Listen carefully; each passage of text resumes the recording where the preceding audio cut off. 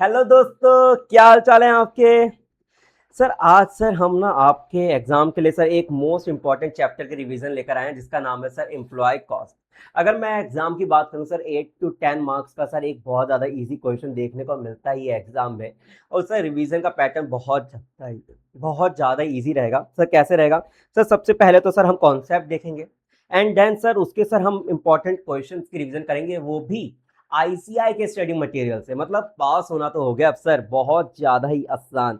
तो स्टार्ट करते हैं बिना किसी देरी के। सबसे पहले हम स्टार्ट करते हैं अपने मोस्ट इंपॉर्टेंट कॉन्सेप्ट को जिसका नाम है computation of labour employ over rate. Sir ये क्या होता है? सर जब हम एम्प्लॉय कॉस्ट पर ओवर निकालते हैं उसी को दे रखा है एम्प्लॉय कॉस्ट ओवर रेट। ठीक है, अब ये निकालते कैसे हैं? एम्प्लॉय कॉस्ट लेबर कॉस्ट को डिवाइड कर देंगे इफेक्टिव ओवर से, तो हमारा क्या आ जाएगा सर? एम्प्लॉय या लेबर ओवर रेट आ जाएगा। ठीक है, इसको कंप्यूटेशन ऑफ लेबर कॉस्ट। अब लेबर कॉस्ट निकालते कैसे? तो लेबर कॉस्ट में सबसे पहले आता है बेसिक पे, देन आता है DNS allowance, leave salary, bonus, canteen subsidy या अदर कोई आपको अलाउंसेस दे रखे। क्या बोला मैंने? या कोई अदर अलाउंसेस दे रखे हैं जो कि आपको पर मंथ फिक्स दिए ही जाते हैं। मैंने क्या बोला कि कई बार ना आईसीआई क्या करता है कि आपको बोल देगा एग्जाम में मुंह पे उंगली रख के शांति से एक लाइन बोल देगा कि ना हम अपने एम्प्लॉय को ना सर 500 रुपए की कैंटीन सब्सिडी देते हैं, 1000 रुपए की कैंटीन सब्सिडी देते हैं पर मंथ। तो ये क्या सर? ये एम्प्लॉयर की कॉस्ट है वो जो पर मंथ बियर कर रहा है फॉर अपने ईच एम्प्लॉय के लिए। तो ये सर क्या होता है, ये आपकी ग्रॉस सैलरी का पार्ट बनता है।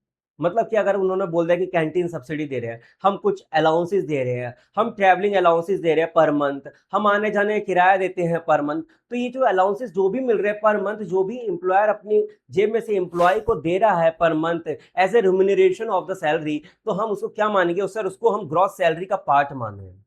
ठीक है, याद रखिएगा। अब यही नहीं, एम्प्लॉयर एम्प्लॉय को तो देता ही देता है, लेकिन कुछ ना कुछ स्टैट्यूटरी ऑब्लिगेशन होती है कि कुछ पीएफ ईएसआई फंड में सर कुछ कंट्रीब्यूशन करना होता है ऑफ ईच एम्प्लॉय।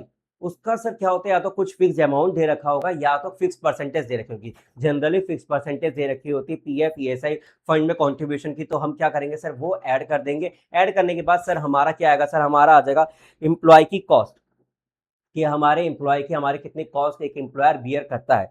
अब बात करते हैं इफेक्टिव आवर्स की।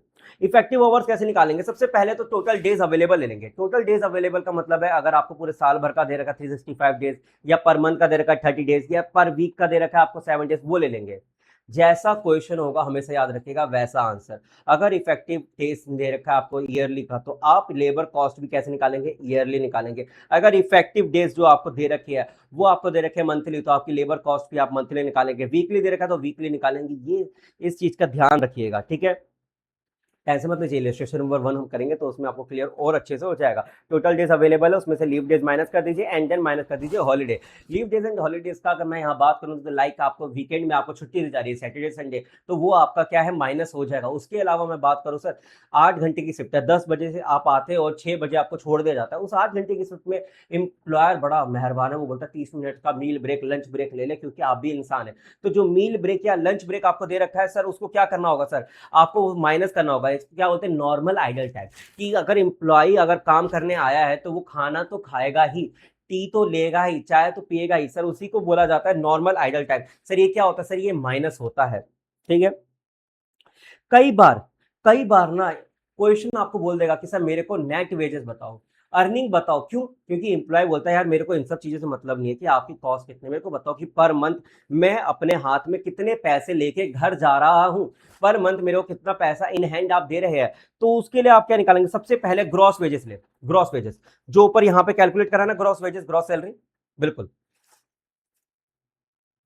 वही same to same exact amount ही ले ले। अब ये नहीं है कि एम्प्लॉयर ही कंट्रीब्यूशन करता है, एम्प्लॉय भी पीएफ ईएसआई फंड में सेम रेट पे कंट्रीब्यूशन करता है। आप पीएफ ईएसआई एक्ट में पढ़ के आ चुके हैं कि एम्प्लॉयर भी 10% लैक्स से अगर कंट्रीब्यूट कर रहा है तो एम्प्लॉय की सैलरी से भी 10% सेम ही रेट पे डिडक्ट होता है, जो कि पीएफ फंड में कंट्रीब्यूट होता है। वो क्या फंड में जा रहा है, वो इसके इन हैंड तो आ नहीं रहा। तो इसलिए बोला जाता है कि ग्रॉस सैलरी में से माइनस करना होगा एम्प्लॉय का contribution to PF ESI fund, जब जाके हमारा क्या आएगा? Net wages. लेकिन कई बार क्या होता है कि जो एम्प्लॉय की सैलरी होती है वो बहुत ज़्यादा हाई होती है, जिसपे हमारा टीडीएस या प्रोफेशनल टैक्स भी करता है, तो वो क्या है हम माइनस करेंगे। उसके बाद लोन का कुछ अमाउंट अगर लोन ले रखा है तो सर वो क्या है वो माइनस होगा। उसके अलावा कोई अदर डिडक्शन दे रखे तो वो माइनस हो जाएगा। एंड इससे क्या आ जाएगा, नेट अर्निंग अवेलेबल आ जाएगा, नेट वेजेस जो हम उसको पे कर रहे हैं।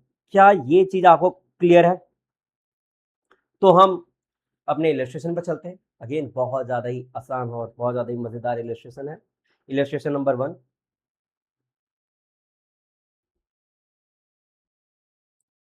आ जाओ, पानी है बेटा, आप भी पियो अपना, आओ।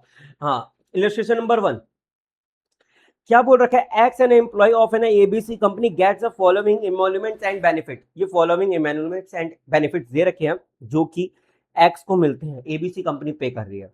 अच्छी बात है।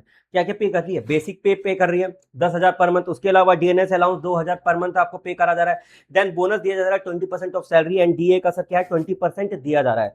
तो मतलब क्या हुआ सर, सिंपल वर्ड में अगर मैं बोलूं तो 10,000 प्लस में 2,000 का क्या करोगे सर, 20%। 20% कर दोगे तो सर क्या आ जाएगा सर, आपका बोनस आ जाएगा। उसमें सर आप ऐड कर लो sir other allowances 2,500 per month.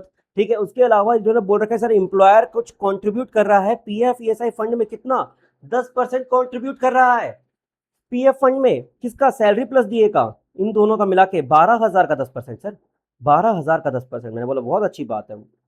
अब x works 2,400 hours per annum. मैंने आपको एक लाइन बोली थी, जैसा क्वेश्चन वैसा आंसर। यहां पे क्वेश्चन ने आपको साफ बोल दिया ये पर एनम है, ऊपर जो कॉस्ट दे रखी है वो पर मंथ है। ये साफ हिंट है कि आपको अब इस कॉस्ट को 12 से मल्टीप्लाई करना होगा और पर एनम की कॉस्ट निकालनी होगी। क्या, पर एनम की, पर एनम की कॉस्ट निकालनी होगी। ठीक है, मतलब बेसिक पे जो आपको दे रखा है 10,000 पर मंथ को, उसको मल्टीप्लाई बाय 12 करना होगा। डीएनएस अलाउंस को अब जो आपको पर मंथ दे रखा है आपको मल्टीप्लाई बाय 12 करना होगा। Then bonus multiply by 12, other allowances NM का निकालोगे और एम्प्लॉयर कॉन्ट्रीब्यूशन पर एनएम के बेसिस पे निकालोगे। ठीक है, अब आपको जो इफेक्टिव आवर्स दे रखे हैं वो यहाँ पर कितने दे रखे हैं सर, 2400 घंटे पूरे साल भर में फैक्ट्री खुली रहती है, लेकिन कुछ नॉर्मल आइडल टाइम भी तो दे रखा होगा ना, जहां जब लोग खाना पीना खाते हैं, आउट ऑफ विच 400 घंटे are non productive treated as a normal idle time. 400 घंटे क्या बोल रखा है सर, नॉर्मल आइडल टाइम है। क्या बोल रखा है, नॉर्मल आइडल टाइम है 400 घंटे। तो इफेक्टिव आवर्स क्या हुआ, 2400 माइनस में 400, ये हुआ सर आपका 2,000। ये हुआ आपका सर इफेक्टिव आवर्स। ये याद रखिएगा, जब हम अपना इफेक्टिव आवर्स हम निकालें तो इसका सर वर्किंग नोट बना के जरूर आएंगे। क्यों, क्योंकि सर इसके लिए ही आपको 1 मार्क मिल जाते हैं। अगर नहीं बना के आएंगे तो 1 मार्क तो पक्का कटेंगे। ये आप याद रखिएगा, अगर आपने नोट नहीं बनाया तो 1 मार्क जरूर कटेंगे आपको। इफेक्टिव आवर्स का आपको कैलकुलेशन पूरी क्लियरली आपको दिखनी चाहिए, शो होनी चाहिए अगर कैलकुलेट कर रहे हैं तो। उसके अलावा क्वेश्चन का एक बार फॉर्मेट देखें जरा आप। तो आपको क्या बताया था, आपको क्वेश्चन ने बताया था कॉस्ट दे रखे थे, आपने सीधे यहाँ कॉस्ट लिखे, पर मंथ की डिटेल दी थी आपने, पर मंथ में लिखे, लेकिन जैसा क्वेश्चन वैसा आंसर, पर एनम हमें कॉस्ट लिखनी थी, हमने लिखा। अब इफेक्टिव वर्किंग आवर्स यहां देखें, इफेक्टिव वर्किंग आवर्स क्या बोल रखा है, इफेक्टिव वर्किंग और रेफर वर्किंग। वर्किंग में नीचे अलग से साफ सुथरा देख रहे हैं आप, ये लिख रखा है। यही आईसीआई आपसे चाहता है कि सर जो आप वर्किंग बनाते हैं, प्लीज आप हमें ही बताएं कि आपको चीजें आती है इसलिए पेपर रखा है। आप केवल ये ना बताएं कि सर मैं तो कैलकुलेटर में जल्दी बता, बहुत छोटी कैलकुलेशन नहीं। पेपर आपको चेक करने के लिए रखा गया है, तो ये जो वर्किंग है ना, आप प्लीज लिख कर आए। ये चेक हो रहा है, यही चेक करने के लिए चेकर या एग्जामिनर को अपॉइंट कर रखा है सर। आप वो वर्किंग नोट बना के आए। जो आपकी टोटल कॉस्ट है ये 2,17,200, इसको डिवाइड कर देंगे 2,000 से, तो आपका क्या है, इफेक्टिव ऑर्ली रेट आ जाएगा। इफेक्टिव ऑर्ली रेट आ जाएगा। क्या आप क्लियर है? अब आ जाए अगला क्वेश्चन। अगला क्वेश्चन सर बहुत ज्यादा इजी है, बहुत ज्यादा ही, उससे मजेदार बोल सकता हूँ, बहुत ज्यादा ही। क्यों, इसमें एक छोटा सा ट्रिक है। जैसे आपने इफेक्टिव ऑर्ली रेट निकाला, मैंने बोला अच्छी बात है सर, इफेक्टिव ऑर्ली रेट निकाल के सर कुछ तो आप उसी का यूज करोगे ना। मटेरियल कॉस्ट में मटेरियल कॉस्ट पर हम निकालते हैं, मटेरियल कॉस्ट पर यूनिट निकालते थे। ठीक है, वैसे ही जब आप इफेक्टिव ऑर्ली रेट निकाल रहे हैं तो आपको ये तो पता होना चाहिए ना कि कितने घंटे हम किस जॉब में लगा रहे हैं, तभी तो आप उस जॉब की कॉस्ट निकाल पाओगे। क्या मैं ठीक बोल रहा हूँ, मेरे को अच्छी बताओ। जब आप इफेक्टिव ऑर्ली रेट निकाल रहे हो, जैसे कि आपको यहाँ पे दे रखा है जॉब एक्स में 15 घंटे लगाए हैं, जॉब वाई में 12 घंटे लगाए हैं, जॉब जेड में 13 घंटे लगाए हैं, तो अगर मैं इसको इफेक्टिव ऑर्ली रेट से अगर मैं मल्टीप्लाई कर दूं तो मेरे को पर जॉब की कॉस्ट पता चल जाएगी, मेरे को बताओ, पर जॉब की कॉस्ट पता चल जाएगी। हाँ जी सर, बिल्कुल पता चल जाएगी। अगर आपको यहाँ पे डिफरेंट डिफरेंट जॉब दे रखे हैं, यहाँ पे सर आप उसको पर ऑवरली रेट से अगर मल्टीप्लाई कर दो तो पता चल जाएगा सर आपको पर जॉब में से कितना कितना आपको कॉस्टिंग हो रही है, आप उसके अकॉर्डिंग प्रॉफिट अपना बना पाओगे। ठीक है, यही एम्प्लॉय कॉस्ट चैप्टर का मेन मोटिव है कि आपको पता चल सके किस जॉब में कितनी कॉस्ट लग रही है, किस जॉब में हम कैसे कैसे एलोकेशन कर रहे हैं। यही चीज आप एंड तक पढ़ते आएंगे। ठीक है, आओ आओ बच्चों, मैं तुम्हें दिखाऊं इलस्ट्रेशन नंबर 2। अब आ जाओ। क्या बोल रखा है, in a factory working 6 days in a week, क्या 6 दिन काम करते हैं एक हफ्ते में। कितने घंटे की शिफ्ट होती है सर, 8 घंटे की शिफ्ट होती है, 6 डेज एंड 8 घंटे की शिफ्ट है। ठीक है, a worker is paid at the rate of 100 per day. Basic, basic आपको कितना दे दिया, 100, अच्छी बात है। डीए आपको दे रखा है 120% of basic, DA 120% of basic, 100 का 120% करोगे तो 120 आ जाएगा। टोटल हमारा आया ये 220। He is allowed to take 30 minute off during his over shift meal break and 10 minute recess for rest. मतलब नॉर्मल आइडल टाइम क्या दे रखा है आपको, मेरे को बताओगे। लंच ब्रेक दे रखा है, जिसको मील ब्रेक का इन्होंने बोला, कितना दे रखा है, 30 मिनट। एंड देन टी दे रखा है, टी ब्रेक कितना दे रखा है सर, 10 मिनट दे रखा है। ठीक है, 40 मिनट हो गए, अच्छी बात है, बहुत अच्छी बात है। अब ये देखो सर, 6 दिन काम करते हैं इन अ वीक, कितना, 6 दिन इन अ वीक। अब मेरे को एक चीज बताओ, एक चीज बताओ, अगर मेरे को निकालना हो कि एक हफ्ते में कितना नॉर्मल आइडल टाइम इनका लग रहा है तो कैसे निकालूंगा। 40 मिनट, 40 मिनट एक दिन में लगाते हैं, कितना, 40 मिनट एक दिन में डिवाइड बाय 60 मिनट, ये किस में आ जाएगा सर, आवर्स में आ जाएगा। अगर मैं 40 मिनट को डिवाइड बाय 60 कर दूंगा तो मेरा क्या आ जाएगा, पर घंटे, वो इतने घंटे वेस्ट करते हैं पूरे दिन भर में, इन आवर्स आ जाएगा। 2 दूनी 4, 2 तिया 6, 2/3 आवर्स इन अ डे। तो 6 डेज के में कितना नॉर्मल आइडल टाइम आएगा, 2/3 मल्टीप्लाई बाय 6, 3 दूनी 6, 2 दूनी 4, 4 घंटे in a week, 4 hours in a week normal idle time है। It's a normal idle time, जो कि एम्प्लॉय एक हफ्ते में, पूरे एक हफ्ते में 4 घंटे नॉर्मल आइडल टाइम अपना लंच ब्रेक या टी ब्रेक में यूटिलाइज करते हैं। ठीक है, अगर मैं इफेक्टिव आवर्स निकालूं, इफेक्टिव आवर्स निकाल सकते हो आप बच्चों, मेरे को बताओ, मेरे को बताओ इफेक्टिव आवर्स क्या आएगा। सर मैं बताऊं, 8 घंटे की शिफ्ट है 6 दिन में, तो कितना आएगा, ये 48 घंटे टोटल टाइमिंग है, माइनस में 4 आवर्स जो ये नॉर्मली लगाते हैं, तो 48 घंटे माइनस में 4, ये 48 क्या है टोटल टाइम इन वीक। कितने घंटे के लिए जो एम्प्लॉय है वो आते हैं काम करने फैक्ट्री में, 48 घंटे माइनस में 4 कितना है, 44 घंटे। लेकिन कहानी यहां से शुरू होती है, एक छोटी सी ट्रिक है जहां पे बच्चों ने मार्क्स कटवाए थे। आगे बढ़ो, आपको जॉब ए बी सी का टाइमिंग दे रखा है, एक्स वाई जेड का टाइमिंग दे रखा है, कितने इतने घंटे लगाते हैं, कितने, 15 12 एंड 13, 15 12 एंड 13। ठीक है, 15 12 and 13 job X Y Z में कितना, 15 12 एंड 13, 15 12 एंड 13। ठीक है, जरा इसको कैलकुलेट करो,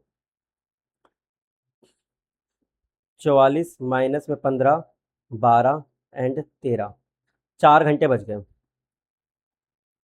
अब ये 4 घंटे क्या है आपके, इधर आओ, जो 4 घंटे बचे हैं, the time not booked was wasted while waiting for a job.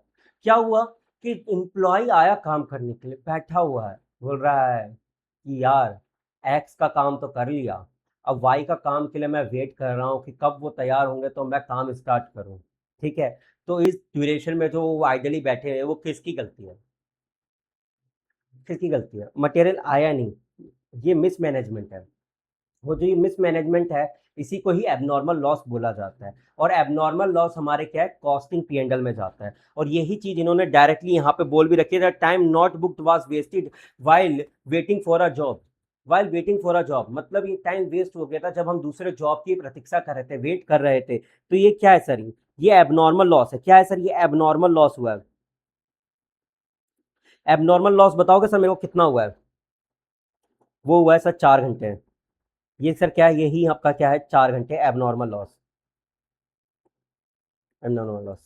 अब मेरे को एक चीज बताओ, क्या आपको पहले बताओ इफेक्टिव आवर्स निकाल लिया था आपने? इफेक्टिव आवर्स ये रहा, 44 घंटे, ये है आपके इफेक्टिव आवर्स। क्या आपने क्या आपने एम्प्लॉयमेंट कॉस्ट या लेबर कॉस्ट निकाल लेता है? ये इन अ डे आया 220, हम इन अ वीक की बात कर रहे हैं, जैसा क्वेश्चन वैसा आंसर। वीक में चाहिए था, हम वीक में निकालेंगे, याद रखिएगा। 220 इंटू में 6, 1320, कितना आया? 1320 आया। ठीक है, अब मेरे को पर आवर पर रेट निकालना है, पर आवरली रेट जिसको बोलते हैं। तो 1320 डिवाइडेड बाय 44, 1320 डिवाइडेड बाय 44, तो पर आवर का कॉस्ट आपको कितना आया सर? आपका आया 30, 30 आवर, 30 आवरली रेट आपको आ गया। 30 आवर्स हम देते हैं ₹30 पर घंटा, हम अपने लेबर को देते हैं। किसके लिए? 15 घंटे जॉब एक्स के लिए, 12 घंटे इसके लिए जॉब वाई के लिए, एंड 13 घंटे दिया इसके लिए। लेकिन इसके अलावा सर हमारा एबनॉर्मल लॉस के लिए भी हमने दिया। कितना दिया? 4 घंटे दिया, 30 रुपए के हिसाब से। क्यों? ये सर आपकी गलती है, जिसकी वजह से एम्प्लॉय खाली बैठा था। इसका मतलब ये नहीं है कि सर आप उसको सैलरी नहीं दोगे, आप सैलरी दोगे, बट ये आपकी कॉस्टिंग पी एंडल का पार्ट बनेगा। किसका सर? कॉस्टिंग पी एंडल का पार्ट बनेगा, कॉस्टिंग पी एंडल का पार्ट बनेगा। जबकि जॉब एक्स वाई जेड में जो लगाया है, वो आपके जॉब एक्स वाई जेड में क्या है, वो एलोकेट हो जाएगा। क्या हो जाएगा सर? वो एलोकेट हो जाएगा। इधर आए, यही चीज निकाला था। इफेक्टिव ओवर 44 घंटे, total wages for a week 1320, wage rate per hour ₹30, time wasted for during job abnormal idle time 4 घंटे। आप देख रहे हो 2 मार्क्स, आप अपने 2 मार्क्स को देख रहे हो, जो आपने वर्किंग नोट ना बना के गवाए होंगे। अगर जो सेकंड अटेम्प्ट या दे रहे हैं ना, वो इन सब चीज़ों को सर रिलेट करें। मैं हाथ जोड़ के रिक्वेस्ट कर रहा हूँ सर, मैंने आंसर शीट देखी बच्चों की, पूरे मार्क्स क्यों नहीं मिले थे? वर्किंग नोट नहीं बनाए हुए थे। मैं हर एक क्वेश्चन में मार्क्स बता रहा हूँ कि कहाँ कहाँ बच्चों के कटे थे। कई बच्चों ने सर एबनॉर्मल लॉस की कैलकुलेशन नहीं करी हुई थी, कई बार बच्चों ने सर एबनॉर्मल लॉस की कैलकुलेशन नहीं करी हुई थी। यहाँ एबनॉर्मल लॉस सर यहाँ पे आपने कटवाया, ठीक है, यहाँ आपने वर्किंग नहीं दिखाई एबनॉर्मल लॉस की। उसके अलावा जब आप allocation of wages in cost accounting कर रहे थे, तो आप ये भूल गए थे कि charges of costing to P में कितना जाएगा। यहाँ पे भी सर मार्क्स कटे बच्चों के। ठीक है, तो इन सब छोटी छोटी चीजों का ध्यान रखना है। मैं हर एक चीज बता रहा हूँ, एग्जामिनर का पॉइंट ऑफ व्यू बता रहा हूँ, चेकर के मार्क्स बता रहा हूँ, मार्क्स बता रहा हूँ, कहाँ कहाँ बच्चों ने मार्क्स कटवाए थे। तो इन सब चीजों का जरा ध्यान रखिएगा। अगले पॉइंट में आइए, और अगले पॉइंट में भी ना कहाँ आपने गलतियां की थी उसके बारे में भी एक बार डिस्कस करेंगे। लेकिन प्लीज सर आप ना एक बार सर, एक बार इसको रीड करें, या तो छोड़ो मैं ही करवा देता हूँ। सर आपने क्या अभी देखा, अभी आपने पढ़ा कि sir job X Y and Z में एलोकेट करा, क्या एक वर्कर की सैलरी। क्या हमेशा एक वर्कर ही एक जॉब में काम करते हैं, मल्टीपल वर्कर्स होते हैं?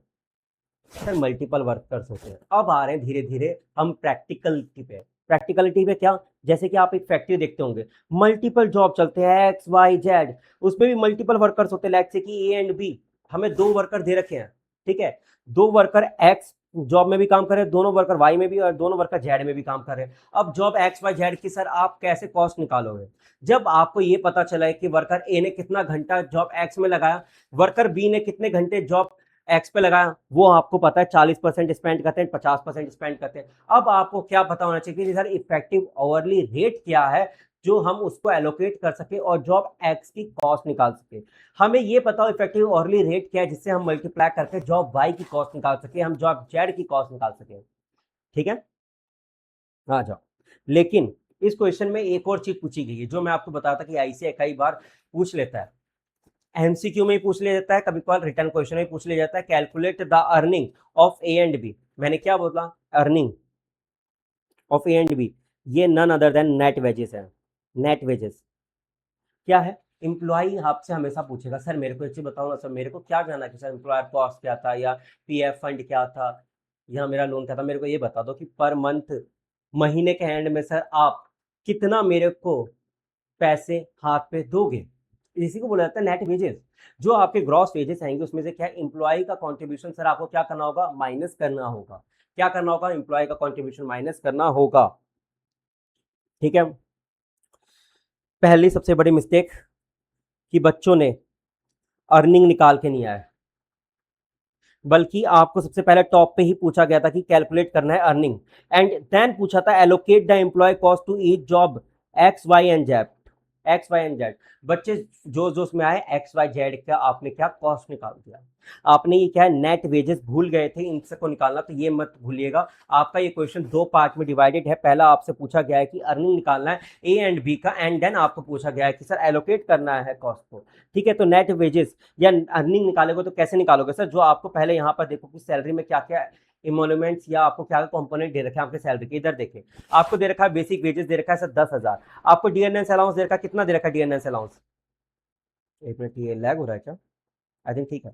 डीएनएस अलाउंस दे रखा है आपको 50%। क्या दे रखा है? 50%। जब क्वेश्चन साइलेंट हो डीएनएस अलाउंस का तो हमेशा बेसिक का ही होता है। ये 5,000 हो गया, ये 8,000 हो गया, अच्छी बात है। Contribution to PF fund 8%। ठीक है, किसका? ऑन बेसिक वेजेस, मतलब इसका 8%, कितना आएगा? 800। ठीक है, 2% बेसिक वेजेस का क्या दे रहे हैं? ईएसआई 200। ठीक है, 16,000 का वैसे ही 8% एंड 2%, क्या है? 16,000 का 8%, 1280, 320। ठीक है, 1280 एंड 320 आया। ओके, अब इसमें आपको बोल रखा है ओवर टाइम भी दे रखा है। अब इस चीज को ध्यान से समझना, इस चीज को ध्यान से समझिएगा। ओवर टाइम, पहले आपको ये देखना है जब भी ओवर टाइम आए,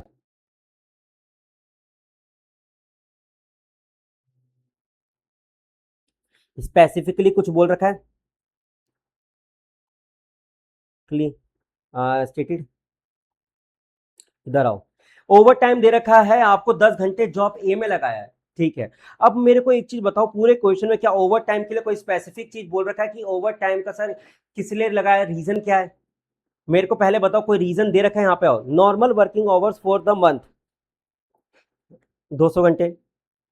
ये क्या? Effective hours. ये क्या दे दिया आपको? इफेक्टिव आवर्स दे दिया। Over time is paid at the double rate of the total of wages and DNS allowance. ठीक है, आपको ओवर टाइम के लिए कैलकुलेशन दे रखी है, ओटी के लिए कैसे कैलकुलेशन करनी है। तो डीएनएस अलाउंस और बेसिक वेजेस का मतलब कि 10,000 प्लस में 5,000, ठीक है, डिवाइडेड बाय 200, तो ये पर ओवर का आ जाएगा, रेट आ जाएगा। ठीक है, आपको क्या देना है इसका सर? 2 टाइम्स देना है एंड देन मल्टीप्लाई बाय 10। ये आपका आ जाएगा ओटी की वैल्यू। ठीक है, 2 जीरो से नहीं, अभी नहीं, ये 12,000 आएगा ऊपर। 10,000 प्लस में 5,000, 15,000 होते हैं ना मेरे भाई। 15,000 डिवाइड बाय 200 इंटू में 2 इंटू में 10। ठीक है, 2 जीरो से 2 जीरो, 2 से 2 गया, 150 इंटू में 10, ये आ गया 1,500। ये ओटी की वैल्यू आ गई। ये क्या है? ये ओटी की वैल्यू आई है, अच्छी बात है। Employer's contribution to state insurance and provident fund at the equal rate of the employee contribution. Okay, employer employee के बारे में बोल रखा है, दोनों सेम रेट पे करते हैं। The two worker were employed X Y Z in the following proportionate। आपको बता रखा है worker A and B following proportionate में एम्प्लॉयड है सर, इन तीन जॉब में X Y एंड Z में। ठीक है, आपको क्या बोला? Overtime was done on job Y. Overtime आपका कहाँ पे लगाया? जॉब वाई पे लगाया, यहाँ पे ओवर टाइम कराया। ठीक है, इधर आ जाओ। ओवर टाइम किसने करा है? ए ने करा है, एंड किस पे? जॉब वाई पे करा। अब मेरा क्वेश्चन अगेन है ओवर टाइम की, क्या उसके लिए क्या ओवर टाइम के लिए क्या कोई स्पेसिफिकली स्टेटेड कर रखा है रीजन कि क्यों हुआ है? नहीं दे रखा है, नहीं दे रखा है। इस केस में क्या है? अगर दे रखा होता तो क्या करेंगे? इलस्ट्रेशन नंबर 5 देखेंगे।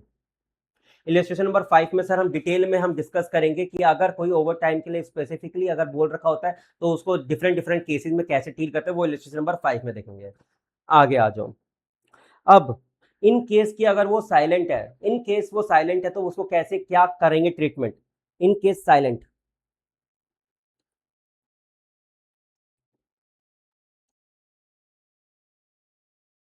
ठीक है, इफेक्टिव ऑरली रेट का पार्ट नहीं बनेगा। इसको प्रोडक्शन ओवरहेड मान लो and part of the cost, part of the cost of job. ठीक है, इफेक्टिव ऑरली रेट का पार्ट नहीं बनेगा। क्यों? क्योंकि सर ये नॉर्मली हम नहीं देते हैं। एबनॉर्मल केस हो गया कि आपने सर एम्प्लॉयर ने एम्प्लॉय को बोला कि सर सुनना यार अर्जेंट काम है। मैंने बोला हाँ सर अर्जेंट काम तो है, लेकिन मेरी तो छुट्टी है सर, मेरी छुट्टी का टाइम हो गया। मैंने बोला कि सर अर्जेंट काम है, सुनो आपको सर लगाना पड़ेगा। सर ये इफेक्टिव अर्ली रेट में तो आएगा नहीं। क्यों? क्योंकि आपने सर अर्जेंटली उसको बैठाया। ठीक है, तो ये आपकी इफेक्टिव अर्ली रेट निकालोगे तो उसका पार्ट नहीं बनता है। ठीक है, क्यों? अगर आप किसी को वीकेंड पे बुला के काम करा रहे हो, आप किसी को लेट सिटिंग करा रहे हो, तो सर क्या है, ये आप ऑन एंड अबव पे करो। क्या? ओवर एंड अबव पे कर रहे हो ताकि काम जल्द से जल्द खत्म हो सके। तो उस केस में क्या होता है सर, वो आपके इफेक्टिव अर्ली रेट का पार्ट तो बनेगा नहीं। ठीक है, और सर दूसरी चीज, लेकिन सर ये आपके कॉस्ट का पार्ट तो बनेगा। क्यों? क्योंकि आपने उसको जॉब वाई पे लगाया है। जॉब वाई पे लगाया है। जॉब वाई पे लगाया है तो सर ये उसकी कॉस्ट का पार्ट तो बनेगा। ये उसकी कॉस्ट का पार्ट तो बनेगा। ठीक है, क्या ये चीज क्लियर है? ये आपने 3 एरो बनाए थे, ये तीन इसी के लिए थे, इफेक्टिव वाला और प्रोडक्शन ओवरहेड। प्रोडक्शन ओवरहेड के लिए। क्या ये चीज आपको क्लियर है? इलिस्ट्रेशन नंबर 5 में तो हम डिटेल में चेक करेंगे कि अगर स्पेसिफिकली अगर डिफरेंट डिफरेंट अगर कारण होते तो उस समय ओवर टाइम का कैसे कैसे क्या क्या ट्रीटमेंट होता है। लेकिन अगर साइलेंट हुआ तो उस केस में हमें वायलेंट होना पड़ेगा और हमें क्या करना होगा सर, इफेक्टिव अर्ली रेट की कैलकुलेशन का पार्ट नहीं बनेगा। क्यों? क्योंकि आपने रिक्वेस्ट करा था एंड आपको जल्द से जल्द काम खत्म कराना था। ठीक है, इफेक्टिव अर्ली रेट तो है नहीं, आप उसको उससे ज्यादा पे कर रहे हो। ठीक है, अगर आप उसको उसमें ऐड कर दोगे तो इन्फ्लेटेड रेट आ जाएगा। क्यों? क्योंकि आप उसका twice of basic wages and DNS allowance कह रहे हो। लॉजिकल है ना? अगर आप किसी को ओवर टाइम करा रहे हो, twice of basic wages and DNS allowance पे कर रहे हो, तो उसमें क्या होता है सर, आपका तो इन्फ्लेटेड रेट आ जाएगा। इन्फ्लेटेड रेट लेना नहीं है तो इसलिए आपका इफेक्टिव अर्ली रेट का पार्ट नहीं बनेगा। लेकिन क्या है सर, आपके कॉस्ट का पार्ट तो है। आपने जॉब वाई में उसको बैठा के काम कराया, जॉब वाई में बैठा के आपने उसको काम कराया है जॉब वाई को खत्म कराने के लिए, तो वो आपकी कॉस्ट का पार्ट तो बनेगा। तो इसलिए क्या है, वो आपकी कॉस्ट का पार्ट तो बनेगा। क्या ये चीज क्लियर है? इधर आ जाओ।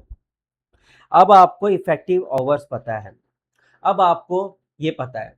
अभी एक और चीज आती है, आपको अर्निंग। अर्निंग ऑफ एम्प्लॉय में क्या ट्रीटमेंट होगा। जो वर्कर ए ने ओवर टाइम कराया था, तो क्या हम उसको जब अर्निंग निकालेंगे, नेट वेजेस निकालेंगे, क्या हम उसको ऐड करेंगे? आंसर है जी हाँ। हम स्टार्टिंग से बोल रहे हैं कि वो एम्प्लॉय आके एम्प्लॉयर के पास पूछा है कि सर मेरे को ये बता दो बस कि मेरे को मंथ एंड में सर कितने पैसे मेरे इन हैंड में आ रहे हैं। इन हैंड में सर उसने बताया सर आपको ग्रॉस सैलरी है और सर आपको ये देखिए खुशखबरी है, आपने इस बार ज़्यादा मजदूरी की है, तो हम आपको उस मजदूरी के लिए सर 2 घंटे जो आपने एक्स्ट्रा काम करे सर, हम उसका ओवर टाइम सर आपको देंगे। तो ये आपकी अर्निंग में ऐड हो जाएगा। क्या हो जाएगा? ऐड हो जाएगा। आ जाओ, इधर आ जाओ। ये चीज यहां पे बोल रखा है, statement showing earning of an worker A and B. ठीक है, बेसिक वेजेस लिया, डीएनएस अलाउंस ऐड करा, देन ओवर टाइम वेजेस के लिए क्या है, हमने उसको ऐड करा। 1500 रुपए किसके दिए हमने? इसका ओवर टाइम ए को दिया है। ठीक है, वो हमने ऐड करा। इससे हमारा क्या है, ग्रॉस वेजेस अर्न आया। ग्रॉस वेजेस अर्न जो आया उसमें से हमें क्या करना होगा, कंट्रीब्यूशन लेस करना होगा पीएफ ईएसआई में जो कंट्रीब्यूशन था। क्यों? क्योंकि वो उसके जेब में नहीं आया, वो एक फंड था, उसमें क्या है डिपॉजिट हो गया। वो एक फंड था जिसमें जाके वो क्या हुआ, डिपॉजिट हो गया। ठीक है, डिपॉजिट हो गया तो वो क्या है, माइनस होगा। देन आपका ये आ गया अर्निंग। ठीक है, अब ये देख रहे हो ओवर टाइम की वर्किंग। ठीक है, ये बना के आइएगा। ठीक है, ओवर टाइम आपके पार्ट बनता है एमोलेमेंट्स का, तो वो ऐड होता है। ठीक है, दूसरा अब आ जाओ statement of employee cost. Statement of employee cost कैसे निकालोगे, मेरे को बताओ। एम्प्लॉय कॉस्ट कैसे निकालोगे?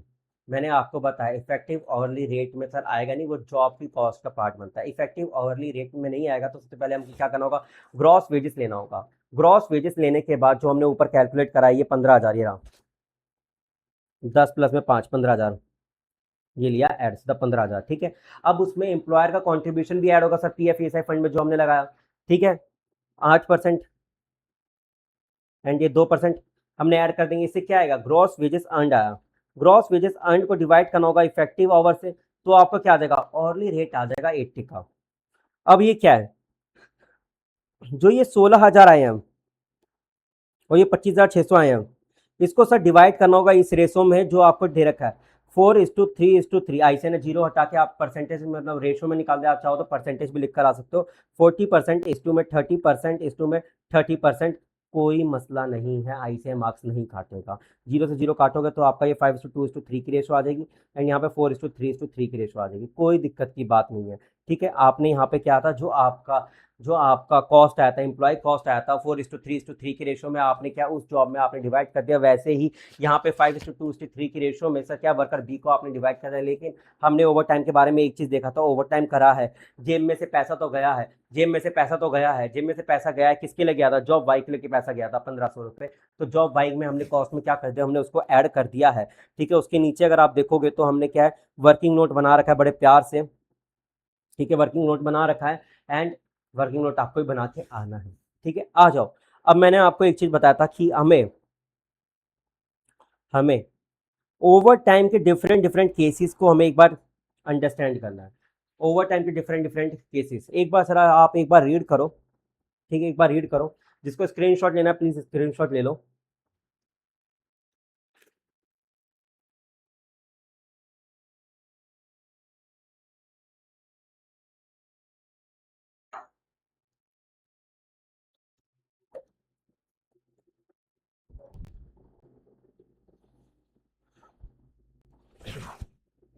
ठीक है, आई होप आपने रीड करा होगा। ठीक है, अब आओ ट्रीटमेंट ऑफ ओवर टाइम। ठीक है, अगेन बहुत ज़्यादा इजी, काफ़ी ज़्यादा कॉन्सेप्चुअली है और कुछ भी रखने वाला नहीं है। ठीक है, जनरली आप समझे बात को। ओवर टाइम की बात करें, ट्रीटमेंट ऑफ ओवर टाइम की, मैंने बोला कि परमानेंट शॉर्टेज है, परमानेंट शॉर्टेज है। ठीक है, due to permanent shortage of employee, ये नॉर्मल कोर्स ऑफ पॉलिसी बन गया आपकी।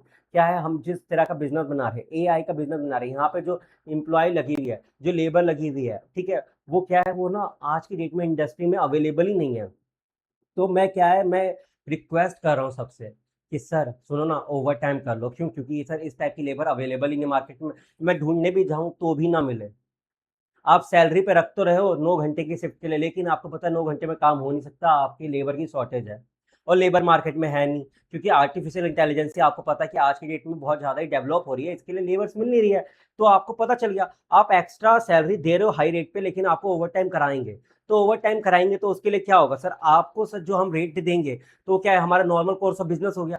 तो उस समय जब हमारा जो इफेक्टिव रेट आएगा, तो उस समय हमें इन्फ्लेटेड रेट निकालना होगा। घबराओ मत, इन्फ्लेटेड रेट क्या होता है हम इलेक्शन नंबर 5 में करेंगे। फिर भी समझो इन्फ्लेटेड रेट क्या होता है। जैसे आप बेसिक वेजेस, डीएनएस अलाउंस और ये सब पे कर रहे हो, तो क्या होता है, पर मंथ आप ये पे कर ही रहे हो। उसके अलावा ना, जब आपका ग्रॉस वेजेस, ग्रॉस सैलरी आ गया ना, उसमें आपको आराम से ऐड करना होगा। क्या आपको ऐड करना होगा? जो आप ओवर टाइम पे कर रहे हो। क्यों? क्योंकि आपको पर मंथ, आप पर मंथ आपका ये रूटीन हो चुका है कि आप सर एम्प्लॉइज से ओवर टाइम कराते हो, आप वीकेंड में काम कराते हो, क्योंकि लेबर्स की परमानेंट शॉर्टेज है। ये हमारी पॉलिसी का पार्ट बन चुका है कि आपको वीकेंड में काम करना होगा, क्योंकि हमारे यहाँ पे शॉर्टेज ऑफ एम्प्लॉय रहती है। अगर नहीं है, अगर लेबर आ गई तो बहुत अच्छी बात है, अदरवाइज तो ये शॉर्टेज रही। तो आपको काम करना होगा बैठ के। बिग फोर वालों, बैठ के काम करते हो नहीं करते हो? सर वहां पर तो शॉर्टेज होती है, फिर भी क्या करें, करते हैं ना भाई। है सर, करना पड़ता है। तो उस समय क्या होता है, इन्फ्लेटेड रेट निकालना होता है कि हम जो नॉर्मली पे करते थे उससे काम नहीं चलेगा, इन्फ्लेटेड रेट निकालो। जो gross wages, salary, DNS allowance था ना, यहाँ पे ये रहा, ये रहा बेसिक वेजेस, बेसिक पे निकाला, डीए, लीव सैलरी, जो बोनस हमने दिया, ग्रॉस सैलरी निकाला। ग्रॉस सैलरी निकालने के बाद ना, आपको शांति से ओवर टाइम का कंपोनेंट भी इसमें ऐड करना होगा। क्यों? क्योंकि ये भी सर आपकी इंप्लॉय कॉस्ट और लेबर कॉस्ट का पार्ट बनेगा। क्यों? क्योंकि सर ये नॉर्मल कोर्स ऑफ बिजनेस हो चुका है, हमें हमें करवाना ही पड़ता है, हमें पर मंथ देना ही पड़ता है ओवर टाइम के पैसे, हमें पर मंथ, हमें संडे को बैठाना ही पड़ता है। तो इस केस में सर हमें नॉर्मल इफेक्टिव आवर से काम नहीं चलेगा, हमें inflated rate of employee cost निकालना पड़ता है। ठीक है, ये क्लियर है? आगे बढ़ो। आगे हमें क्या है, दो सिचुएशन दे रखे, to cope with the general production programme और अर्जेंट ऑर्डर। हमें क्या है, अर्जेंट ऑर्डर आ रखे थे। ठीक है, क्या है, हमें जनरल प्रोग्राम या अर्जेंट ऑर्डर आ रखे थे, जिसकी वजह से सर हमने एम्प्लॉय को रिक्वेस्ट करा, सर सुनो ना, अभी आपको ना इस हफ्ते ना 2 घंटे 3 घंटे एक्स्ट्रा काम करना होगा, क्योंकि हमें ये ऑर्डर जनरली क्लोज कराना है। क्या है, अर्जेंटली क्लोज कराना है। तो उसने बोला कि सर ये तो कल भी हो जाएगा, आप मेरे को आज 100 रुपए दे रहे हो, तो कल भी तो मैं 100 रुपए में, बोला मैं आपको 200 रुपए दूंगा। मैं बोला ठीक है सर, मैं कर लेता हूँ। लेकिन अब जो आप मेरे को एक्स्ट्रा पे कर रहे हैं, 100 रुपए की दिहाड़ी थी पर घंटे की, लेकिन आप मेरे को 100 रुपए एक्स्ट्रा पे कर रहे हैं। ओवर एंड अबव जो 100 रुपए पर घंटा पे कर रहे हैं, वो आपका फैक्ट्री ओवरहेड या प्रोडक्शन ओवरहेड का काम में जाएगा। मतलब क्या हुआ, इधर आओ, लेट्स एग्जाम्पल, 200 रुपए पर ओवर, ओटी दे रहे हैं ओवर टाइम। बेसिक क्या है, बेसिक क्या है, 100 पर आवर है, 100 पर आवर है। आप एक्सेस कितना पे कर रहे हो, 100। ये जाएगा फैक्ट्री ओवरहेड में, ये जाएगा फैक्ट्री ओवरहेड में, over and above, over and above. क्यों, अगर आप नॉर्मली भी टाइम कराते तो ये तो आप पे करते ही। अगर आप 1 घंटा बैठा के अगर लेबर को कल काम कराते तो 100 रुपए फिर भी पे करते। ओवर एंड अबव एक्सेस आपने कितना पे करा, आपने 100 पे करा, तो ये जाएगा फैक्ट्री ओवरहेड में। कहां जाएगा, फैक्ट्री ओवरहेड में। क्या ये चीज क्लियर है। अब due to fault of another department, due to fault of X Y Z matter, आपने वर्कर को बोला प्लीज भाई 2 घंटे 1 घंटा एक्स्ट्रा काम कर ले। सर जो आप अबव एंड एक्सेस पे कर रहे हो, चार्ज टू प्रोडक्शन ओवरहेड या फैक्ट्री ओवरहेड का पार्ट बनेगा क्या, चार्ज टू प्रोडक्शन ओवरहेड या फैक्ट्री ओवरहेड का पार्ट बनेगा, आपको वहां पे ऐड करना पड़ेगा। सेम केस है, ठीक है। आपने जो ओवर एंड अबव पे करा है 100 रुपए, वो आपके फैक्ट्री ओवरहेड का पार्ट बनेगा। 1 घंटा के तो आप ऑलरेडी 100 रुपए दे ही रहे थे। ओवर एंड अबव जितना भी होता है वो फैक्ट्री ओवरहेड का पार्ट बनेगा, टेंशन मत लेना, हम इलस्ट्रेशन नंबर 5 में देखेंगे। Due to abnormal loss, due to abnormal loss, sir अभी तो हमने बहुत ज्यादा क्वेश्चन कर चुके हैं। Sir job X Y Z का अभी याद है, हमने रजिस्ट्रेशन नंबर 2 करा था, जिसमें जॉब एक्स वाई जेड में 15 12 13 घंटे का टाइम एलोकेशन था। याद करो, डिवाइड करो, अभी 15 मिनट भी नहीं हुए होंगे, 15 12 13 लग रहा था, इसमें 4 घंटे एबनॉर्मल लॉस आया था, याद है, जो हमने लिखा हुआ था कॉस्टिंग पी एंड एल का पार्ट बनेगा। अब जब कोई एबनॉर्मल लॉस होता है जिसकी वजह से आपको ओवर टाइम देना पड़ा, जिसकी वजह से आपको ओवर टाइम देना पड़ा, हमेशा सर कॉस्टिंग पीएनएल का पार्ट बनेगा। हमेशा क्या, कॉस्टिंग पीएनएल का पार्ट बनता है एबनॉर्मल लॉस, ठीक है। कस्टमर ने बोला कि सर सर सुनो ना, मेरे को अर्जेंटली सर ये चाहिए, बॉक्सेस चाहिए सर, मेरे को अर्जेंटली चाहिए, रिक्वायर्ड है। सर आप मेरे को बैठाओ सर, उसको ओवर टाइम कराओ सर, उसको वीकेंड लगाओ, मेरे को मतलब नहीं सर, मैं पे करूंगा, मैं पे करूंगा, ये मेरी जिम्मेदारी है। मैंने बोला तू पे करेगा, मैंने बोला हाँ मैं पे करूंगा। तू पे करेगा तो तेरी कॉस्ट है, सिंपल। चार्ज डायरेक्टली टू क्या, customer, charge directly to the customer, clear है। Charge directly to the customer, अगर कस्टमर खुद आके बोलता है कि भाई मैं पे करूंगा तो तू पे कर, अच्छी बात है। अगर परमानेंट शॉर्टेज हुई तो क्या है, एम्प्लॉय कॉस्ट का पार्ट, परमानेंट शॉर्टेज हुई तो एम्प्लॉय कॉस्ट का पार्ट, ठीक है, परमानेंट शॉर्टेज हुई तो एम्प्लॉय कॉस्ट का पार्ट। अगर हमने क्या बोला कि to meet the general production programme और अर्जेंट ऑर्डर्स है तो क्या है, प्रोडक्शन ओवरहेड या फैक्ट्री ओवरहेड का पार्ट। अगर एनो डिपार्टमेंट की फॉल्ट हुई या एक्स वाई जेड रीजन हुआ तो प्रोडक्शन ओवरहेड का पार्ट। और अगर ड्यू टू एबनॉर्मल लॉस हुआ तो कॉस्टिंग पीरियड में, और कस्टमर ने बोला तो directly charge to the customer, ठीक है। ये लो,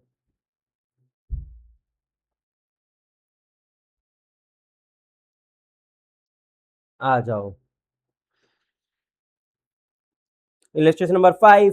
भाई और बहनों, एक शानदार इलस्ट्रेशन, बिल्कुल शानदार इलस्ट्रेशन है भाई, आ जाओ।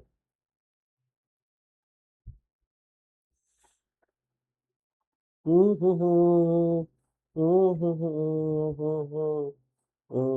हम्म, एक बहुत ही प्यारा इलस्ट्रेशन है, मतलब इससे ज्यादा अच्छा इंटरेस्टिंग इलस्ट्रेशन नहीं हो सकता। जब आप पढ़ोगे ना तो आपको लगेगा कि क्या इलस्ट्रेशन है यार, मेरे को खुद हाथों से करना चाहिए इस इलस्ट्रेशन को, तो खुद अपने हाथों से सॉल्व करना चाहिए। लेकिन नहीं, आज ये चांस मैं ले रहा हूँ आपसे, और मैं आपको इसको रिवाइज करके दे रहा हूँ, ठीक है। आप सर बाद में रिवाइज कीजिएगा, अपने हाथों से खुद इस क्वेश्चन को सॉल्व कीजिएगा, ठीक है। आपके लिए एक मजेदार मैं इलस्ट्रेशन छोड़ देता हूँ, ये वाला इलस्ट्रेशन नंबर 4, ये भी बहुत आसान इलस्ट्रेशन है, ठीक है। ये आप होमवर्क में आप खुश रहो, आपकी खुशी में मेरी खुशी है। ये आपका होमवर्क है, नहीं समझ में आएगा, कुछ डाउट रहेगा तो ये मेरा व्हाट्सअप नंबर है, मेरे को मैसेज कर देना, 92 17 41 92 05।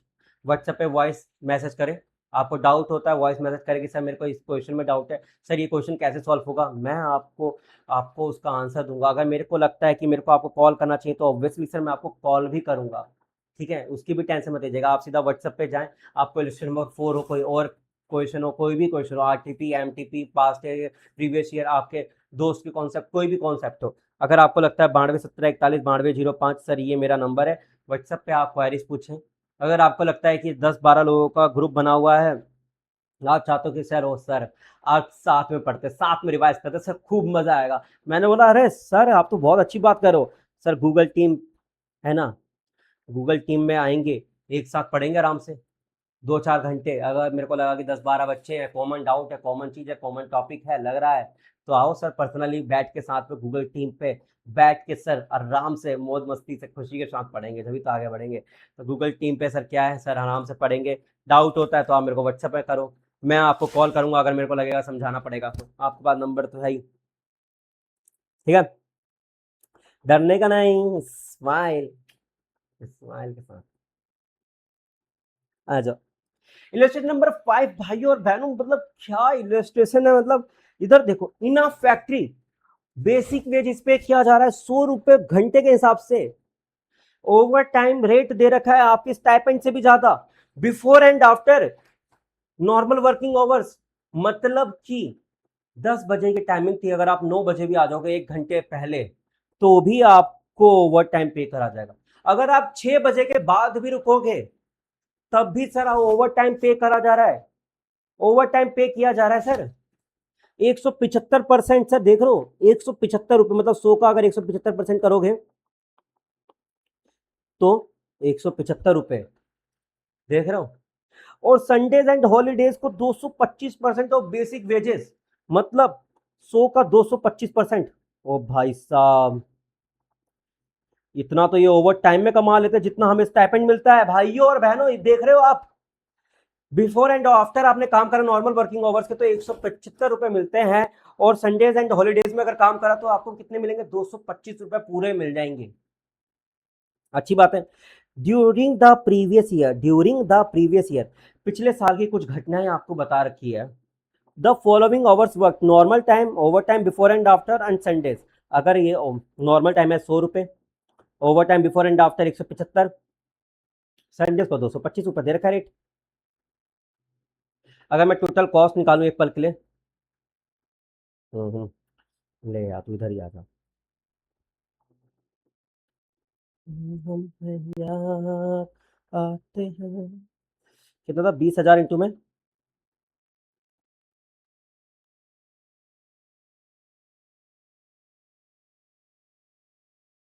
जो भी देखा उसको मत देखना, वो देखने योग्य नहीं था। ये था ना, 20,000 इंटू में 175 ना, 20,000 इंटू में 175, 35 लाख रुपए,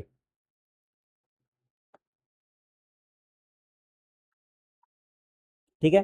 5,000 घंटे काम करा 225 रुपए के हिसाब से,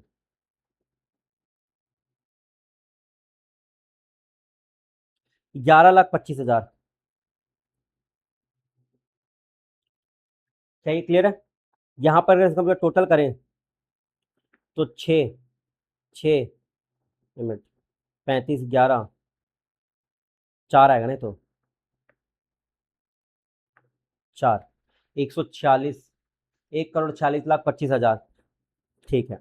the following hours have been worked on job Z, the following hours worked on job Z, job Z में इतने घंटे लगाए हैं, नॉर्मली 1,000 घंटे, overtime before and after 100 घंटे, संडेज एंड हॉलीडे सर 25 घंटे सर हमने जॉब जैड में लगाए हैं। टोटली 1125 रुपए। आपको क्या कर रखा है, you are required to calculate the labour cost chargeable to job Z overhead in each of the circumstances where overtime is worked regularly throughout the year as a policy due to the worker shortage. क्या बोल दिया, worker की shortage चल रही है। ये हमारी policy है कि सर आपको सर क्या है, वीकेंड पे लेट सिटिंग करना पड़ेगा, ठीक है। लेट सिटिंग वीकेंड पे करना पड़ेगा, क्यों, क्योंकि सर ये हमारी पॉलिसी का पार्ट बन चुका है कि सर आपको ओवर टाइम करना पड़ेगा, लेट सिटिंग करनी पड़ेगी, क्यों, क्योंकि वर्कर की शॉर्टेज चल रही है। तो क्या है, आपको इन्फ्लेटेड रेट निकालना होगा। जनरली क्या होता है, ओवर टाइम की बात करें तो वो क्या है सर, आपका क्या है, एम्प्लॉयमेंट कॉस्ट का पार्ट नहीं बनता है, लेकिन क्या है कि हमारी ये पॉलिसी बन चुकी है कि हम ओवर टाइम हम जनरली लेबर्स को पे करते ही करते हैं, क्यों, क्योंकि हमें लेट सिटिंग कराना पड़ता है, वीकेंड में काम कराना पड़ता है, क्योंकि हमारे पास लेबर ही नहीं है।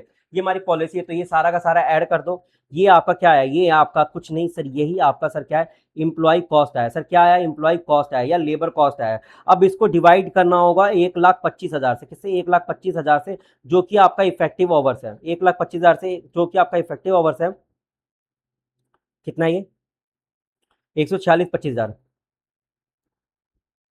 146,25,000 डिवाइडेड बाय कितना, 1,25,000, 117 रुपए का रेट आया, कितना, 117 रुपए का रेट आया। ₹117 का रेट है। अब मेरे को एक चीज बताओ, ये आपका क्या है? Inflated rate. क्या है ये आपका? Inflated rate. ये आपका क्या है? Inflated rate. अब मेरे को बताओ जॉब जेड की कॉस्ट कितनी आएगी?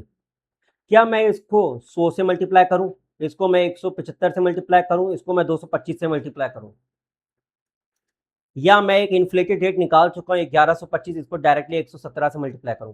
राइट आंसर है इसकी 1125 को 117 से मल्टीप्लाई करोगे। क्यों? क्योंकि आपने इन्फ्लेटेड रेट निकाला। सर दोनों में आंसर तो सेम आएगा, दोनों में आंसर तो सेम आएगा, लेकिन दोनों के समझने का पैटर्न अलग है। दोनों का पैटर्न अलग क्या है कि आपने बता रहे हो कि ओवर टाइम का बाइफर्केशन दे रहे हो, ये दे रहे हो, वो दे रहे हो, ये भी ठीक है, लेकिन आप जब इससे निकालते हो तो आपको अलग से दिखता है चेकर को कि आपने इन्फ्लेटेड रेट निकाला था। आपने क्या इन्फ्लेटेड रेट निकाला था। अब 1125 का बाइफर्केशन नहीं पूछा गया है कि ओवर एंड अबव कितना था, आपने संडे वीकेंड में कितना करा और नॉर्मली आप कितना काम कर रहे थे। ये बाइफर्केशन नहीं मांगा, डायरेक्टली आपको बताया, आपको पता चल गया कि इन्फ्लेटेड रेट आपका 117 है और आपने 1125 घंटे काम करा था। 1125 घंटे इंटू में 117 कर दोगे तो आपका क्या आ जाएगा? आपका पूरा का पूरा टोटल कॉस्ट आ जाएगा जॉब जेड में। सर आपने कितना काम करा, इधर आ जाओ, इसका एक बार आंसर देखो। Basic wages over time rate before and after Sunday का आपने रेट निकाला। Again working note should be the part of your answer. ठीक है।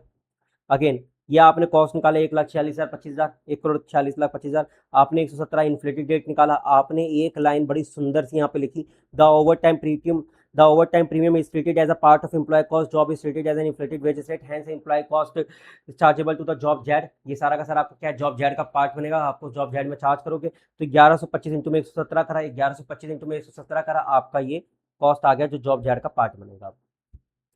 क्या यहाँ तक क्लियर है? तो आगे बढ़ते हैं।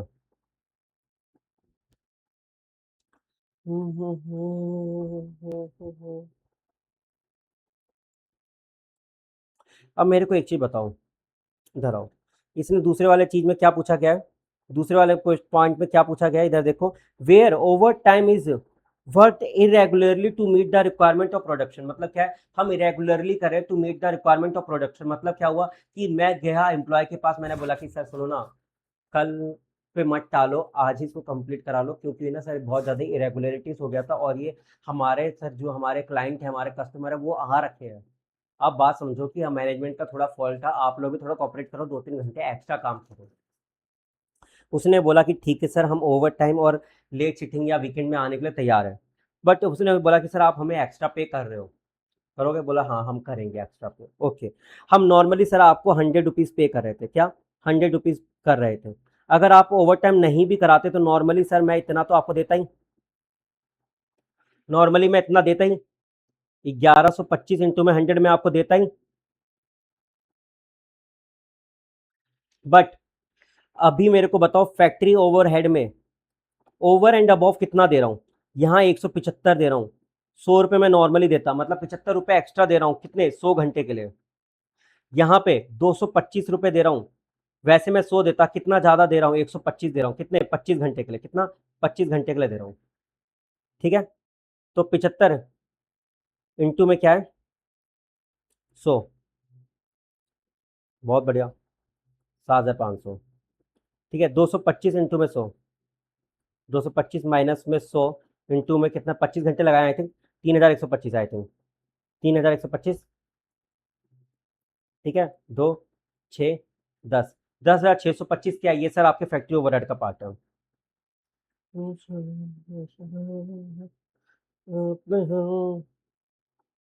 ये रहा 10,625 सर, ये आपके क्या है?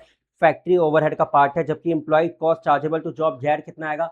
सर हमारी इरेगुलरिटी थी, हमारी गलती थी, इसके लिए जॉब जेड को निर्दोष है। वो जॉब जेड क्या है? वो निर्दोष है। तो मैं क्या बोलूंगा? जॉब जेड तुम निर्दोष हो, जितना तुम्हारा 100 रुपये चार्जेबल था ना, हम उतना ही करेंगे, 1,12,500 जॉब जेड में चार्ज करेंगे। बाकी ये सर क्या है? ये फैक्ट्री ओवरहेड का पार्ट है, ये हमारी रेगुलेटरी के चक्कर में हुआ था। अब where overtime is worked at the request of the customer to expedite the job। ठीक है। मतलब कि कस्टमर आया, उसने बोला कि सर आप प्लीज़ इसको जल्द से जल्द काम कराओ। तो मैं बोला कि सर अभी तो वर्कर के जाने का समय हो गया और वो कल तो छुट्टी है। बोला कि नहीं सर मत करो सर, मेरे को मंडे को अर्जेंटली चाहिए, और वो सैटरडे की शाम को आया। मैंने बोला देखो ओवर टाइम कराना पड़ेगा, वीकेंड में बैठाना पड़ेगा। मैंने बोला बैठा दो सर, मैं खुद पैसे दूंगा सर, मैं पैसा दूंगा सर, रिक्वेस्ट है। मैंने बोला ठीक है आप पैसे दोगे तो मेरे को क्या गलती, मेरी क्या मर्जी, आप दो एक्स्ट्रा पैसे दो, हम आपको सीधा का सीधा ओवर टाइम प्रीमियम जो भी था सारा का सारा आप ही से ही चार्ज करेंगे, और सारा का सारा आप ही का कॉस्ट का पार्ट बनेगा। ये ये रहा भाई, आपको ये भी दिखा देता हूँ यार। इंटू में 100, इंटू में 175, इंटू में 225, ये आपका क्या है कस्टमर से सर आप इतना पैसा चार्ज करोगे, ठीक है। आ जाओ, आ जाओ। ये हाल से रोवाम, हाल से रोवाम, हाल से। पहले वेजेस देखते हैं, पहले वेजेस देखते हैं, ठीक है। टोटली हमारा क्या होता है, वेजेस पे करने के 3 तरह के सिस्टम होते हैं। एक होता है टाइम रेट पे हम पे करते हैं, दूसरा होता है पीस रेट पे, तीसरा होता है गारंटीड टाइम रेट पे।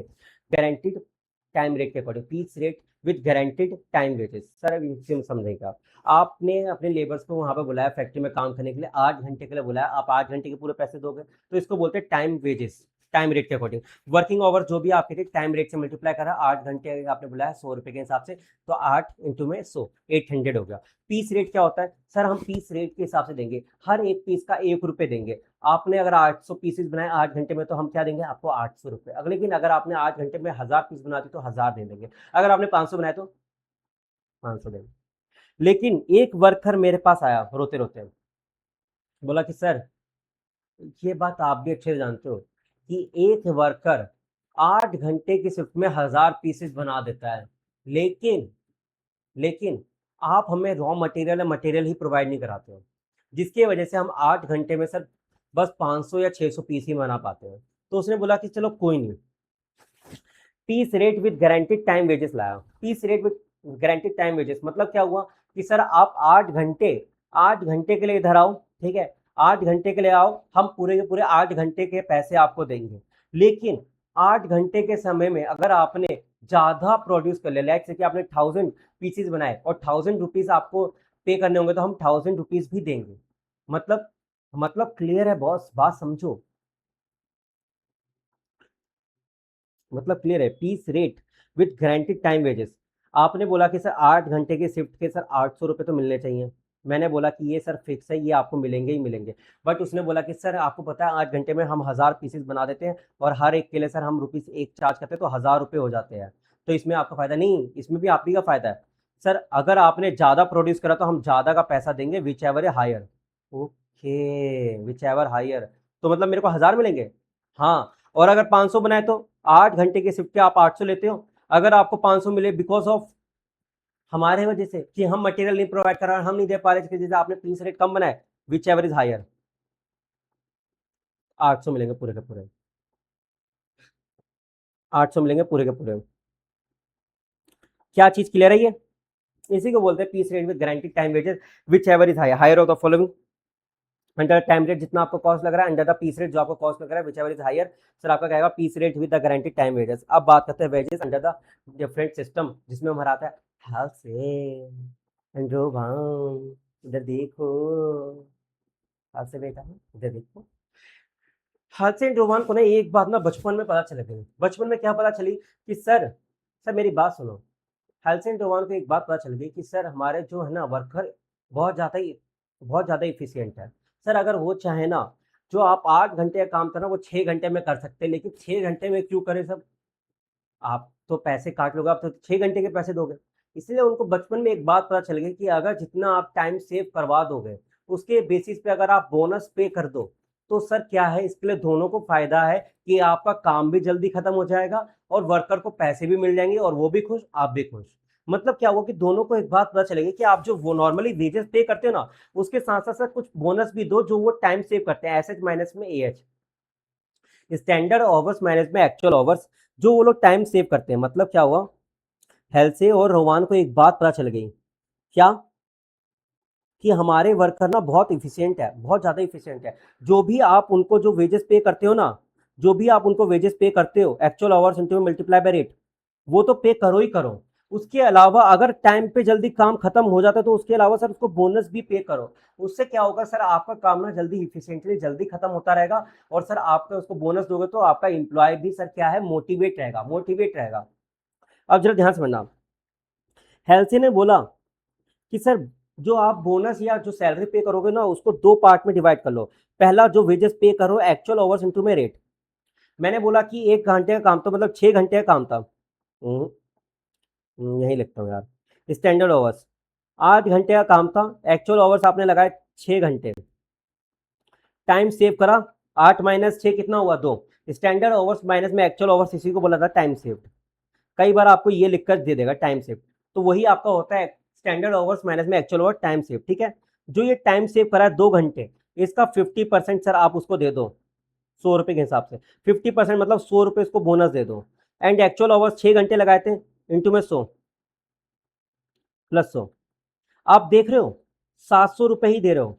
अगर वो 8 घंटे बैठा रहता तो उसको 800 रुपये तो मिल जाते, लेकिन अपनी क्या उसने 6 घंटे में वो 700 रुपये लेके जा रहा है, वो एडिशनल पैसे लेके जा रहा है। 6 घंटे से भी काम करता तो उसको 600 मिलते, लेकिन उसको क्या बोनस मिल रहा है, क्यों? क्योंकि उसने काम जल्दी खत्म कर दिया। अभी क्या एम्प्लॉयर भी खुश है, क्यों? क्योंकि सर उसको 800 के बजाय उसको 700 रुपये देने पड़े, लेकिन क्या है अभी एम्प्लॉय भी खुश है, क्यों? क्योंकि उसको 6 घंटे के काम के बदले उसको कितने मिल रहे हैं, 700 रुपये मिल रहे हैं। क्यों? क्योंकि उसने जल्दी काम खत्म कर दिया। 8 घंटे काम को सर वो इफिशियंट था, तो उसने 6 घंटे में खत्म कर दिया उससे, इसलिए उसको जल्दी काम खत्म करने का इनाम भी मिल रहा है। ठीक है, तो बोनस पे करा जा रहा है। रोवान ने बोला कि सर एक काम करो, सर जो आप वेजेस पे कर रहे हो ना वो अच्छी बात है, एक्चुअल आवर्स इंटू में रेट वो पे करो, लेकिन ना जितना जो बंदा एफिशिएंट है ना वो एक रेशियो बना दो। मैंने बोला रेशियो कैसा? एक्चुअल आवर्स अपॉन में क्या, बोलो, स्टैंडर्ड आवर्स। टाइम सेव के अकॉर्डिंगली सर उसको भी दो पैसा। एक्चुअल आवर्स 6 घंटे लगाए, स्टैंडर्ड आवर्स थे 8 घंटे का, टाइम सेव 2 घंटे करा, इंटू में रेट। अगर ये देखोगे तो 75 आ रहा है, 0.75, मतलब वो 75% काम खत्म करा, मतलब 100% जो काम लगाना चाहता है टाइम, जिसमें उसने 75% में काम खत्म करेगा, 25% का सेविंग हुआ है टाइम में। ठीक है, तो 0.75 इंटू में 2 इंटू में 100, तो ये आया 150, 600 प्लस 150। तो अब इससे क्या है, दोनों इंप्लॉय बहुत खुश है कि 6 घंटे के लिए उसको 600 रुपये मिलते हैं, बट अभी उसको 150 रुपये एक्स्ट्रा मिल रहे हैं, 750 मिल रहे हैं। अभी एम्प्लॉयर भी खुश है कि अभी उसको 8 घंटे कराने का सोचा था कि 800 रुपये पे करने होंगे, लेकिन अभी उसको कितना देना पड़ रहा है, 750 देना पड़ रहा है। अभी यहाँ पे क्या, दोनों खुश है। यही था रोवान और हेल्थ से का जादू। उन्होंने बोला कि सर अगर आपके एम्प्लॉय इफिशियंट है, वो जल्दी काम खत्म कर सकते हो, क्यों उसको जबरदस्ती आप लेट तक बैठा रहे हो? वो कहीं और चला जाए, घर पे चला जाए, कहीं और काम कर लेगा 2 घंटे, ठीक है, तो वहां पे भी कमा लेगा। आपका भी टाइम सेफ है, उसका भी टाइम सेफ है, और जो टाइम सेफ हो रहा है उसके लिए उसको कुछ इनाम दो, उसको बोनस दो। इसी चीज में यहाँ पे बोला कि वेजेस जो पे कर रहे हैं एक्चुअल आवर्स इंटू में रेट, और जो टाइम सेव कर रहे हैं एसएच माइनस में एच, एसएच माइनस में एच, यहाँ देखो एसएच माइनस में एच क्या बोल रखा है, टाइम सेव। क्या टाइम सेव? जो भी टाइम सेव हो रहा है उसके लिए क्या उसको मिलना चाहिए, बोनस मिलना चाहिए 50%। लेकिन कई बार क्वेश्चन आपको बोलेगा 50% के बदले 40% निकालो, 40%, 60% निकालो, 60%, 70 तो 70, जितना क्वेश्चन ने बोल दिया बता रहा हूं उतना ही आपको लिख कर आना है। आपकी नॉलेज कितनी भी बड़ी हो, पेपर में क्वेश्चन ही भगवान है। अगर क्वेश्चन पेपर ने बोल रखा है कि उसको 60% है तो 60% है, अगर उसने 200% बोल रहा है 200%, लेकिन मुंह पे उंगली रख के, नॉलेज को जेब में रख के, जो बोला है क्वेश्चन ने वो ही लिख कर आओ। 60% बोला, 40% बोला तो वो लिख कर आओ, लेकिन अगर कुछ नहीं बोला तो 50%, कुछ नहीं बोला तो 50%, याद रखिएगा। अगेन वेजेस पे करा, ठीक है, रोवान में एंड देन उसका रेशियो बनाया, बोनस पे कर दो। ठीक है, ये तो हो गई नॉलेज की बात, लेकिन पास कब हो गए? जब आप ये जो इजी सी क्वेश्चन है ना, जो ये इतनी इजी सी क्वेश्चन है, जब आप ये सॉल्व करोगे, जब आप ये सॉल्व कर लोगे ना, जब आपके पास बहुत आसानी से हो जाएगा, बहुत ज्यादा आसानी से। इधर आओ, अभी क्या बोल रहे हैं, calculate the earning of the worker under the health system, the relevant data आपको दे रखा है। टाइम रेट क्या है, 60 रुपये दे रखा है। टाइम अलाउड कितना दे रखा है, 8 घंटे। टाइम टेकन कितना है, 6 घंटे। टाइम सेव कितना है, टाइम टेकन कितना था, 6 घंटे, ये तो आप बेसिक वेजेस पे करोगे 360। टाइम सेव कितना करा, टाइम सेव कितना करा, 2 घंटे। ठीक है, 50%, क्या फिक्स परसेंटेज दे रखे, नहीं, 50% इंटू में 2 इंटू में 60। ठीक है, 1 इंटू में 60 कितना होगा, 60, 360 प्लस में 60 कितना होगा, 420। आ जाओ, रोवान calculate the earning of worker under the रोवान system. ठीक है। टाइम रेट अगेन 60 रुपये, टाइम अलाउड 8 घंटे, टाइम टेकन 6 घंटे, टाइम सेव 2 घंटे। आप कितना दोगे? 60 × 6 तो दो गई। 60 रुपये के हिसाब से मतलब 1 घंटे के 60 रुपये देते हैं, तो 6 × 60 करोगे तो 360 तो आप दो गई। अभी क्या है, एफिशिएंसी रेशो निकालते हैं, टाइम टेकन था 6 डिवाइड बाय 8 इंटू में क्या है, कितने टाइम सेव करे 2 इंटू में कितना है 60 रुपये के हिसाब से। ठीक है, 2 3 6, 2 चौक 8, 2 दूनी 2 एकम 2, 2 दूनी 4, ये 30, ये 90 रुपये आया। 360 प्लस में 90 कितना आया सर? 450 रुपये। 360 प्लस में 90 कितना आया सर? 450 रुपये। सर ये क्या है सर, आप पे करोगे करोगे लेकिन ये आईसीआई है, ये आईसीआई है, ये आईसीआई है। तो आईसीआई इतने डायरेक्ट तो क्वेश्चन आपसे पूछेगा नहीं, आईसीआई आपसे इतने डायरेक्ट क्वेश्चन तो पूछेगा नहीं, थोड़ा बहुत तो वो भी खेलेगा। इधर आ जाओ, पानी है क्या? ये रहा पानी, वाटर।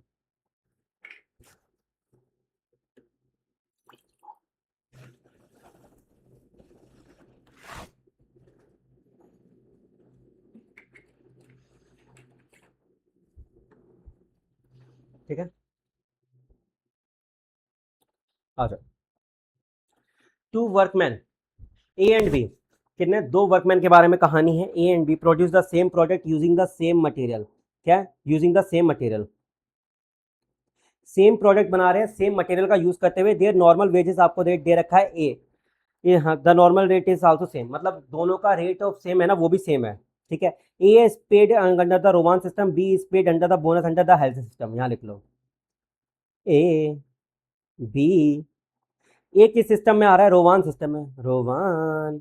बी हेल्थ से, ए रोवान, हेल्थ से, हेल्थ से।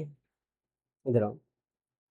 Time allowed to make the product 50 hours, A take 30 hours, B take 40 hours. Okay, time allowed कितना था? 50 आवर्स, ए टेक्स 30 आवर्स, यहाँ बी, ये टाइम अलाउड,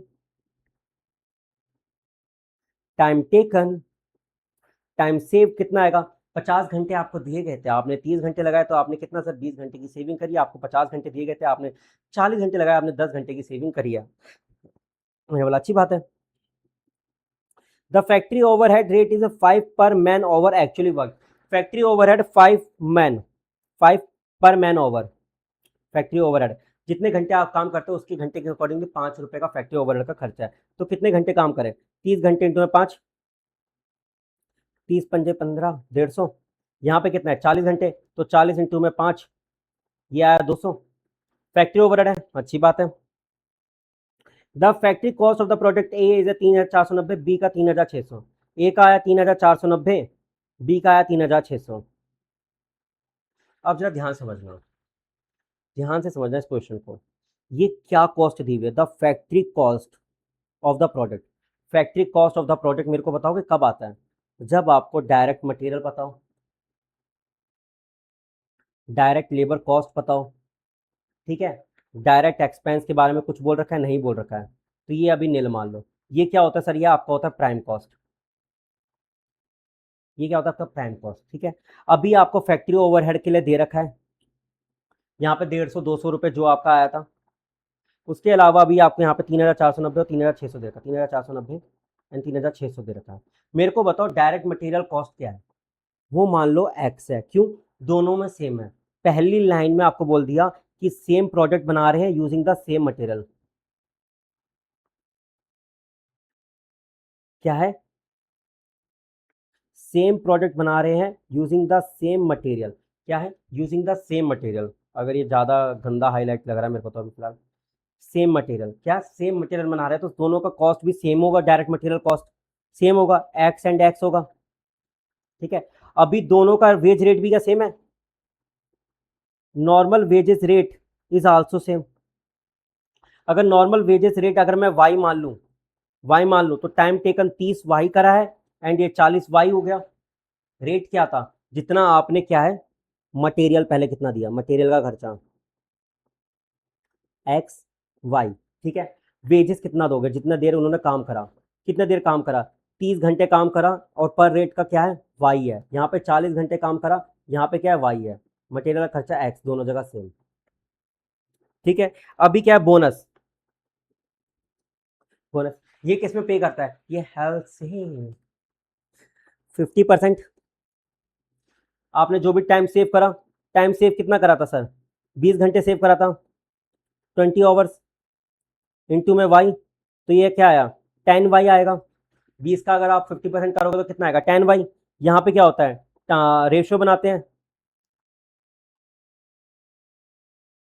कहाँ गया, मैं, मैं थोड़ा गलत हो गया ना, 1 मिनट रुक जाओ। क्या कर रहा हूँ मैं, ठीक है, रोवान यहाँ पर है, हेल्थ से भी है, रोवान ये रहा, टाइम टेकन कितना है 30 है, कितना टाइम अलाउड था 50, ठीक है, टाइम सेव कितना करा 20, ठीक है, कितना वाई, 0 से 0 कटा, ठीक है, और ये आया 3 दूनी 6 60, 60/50 इंटू में वाई, ठीक है, तो कितना है 5 एकम 5 और 12, 12 वाई, ठीक है। यहाँ पे क्या ये हेल्थ से है 50%, टाइम सेव कितना है, हेल्थ से टाइम सेव कितना है 10, इंटू में क्या है वाई, यहाँ कितना आया 5 वाई, कुछ गड़बड़ तो नहीं कर रहा मैं, ठीक है 5 वाई, ठीक है। फैक्ट्री ओवरहेड कितना है, फैक्ट्री ओवरहेड कितना है, यहाँ पे 150 है, यहाँ पे कितना है 200, यहाँ कितना 150, यहाँ कितना है 200, ठीक है। इसके बाद आपको टोटल कॉस्ट कितना दे रखा 3,490, ये 3,600, तो अगर इन सब का कॉस्ट आपको कितना देगा 3,490, मतलब कि एक्स प्लस में 30 वाई प्लस में 12 वाई प्लस में 150 इज इक्वल टू 3,490, ठीक है।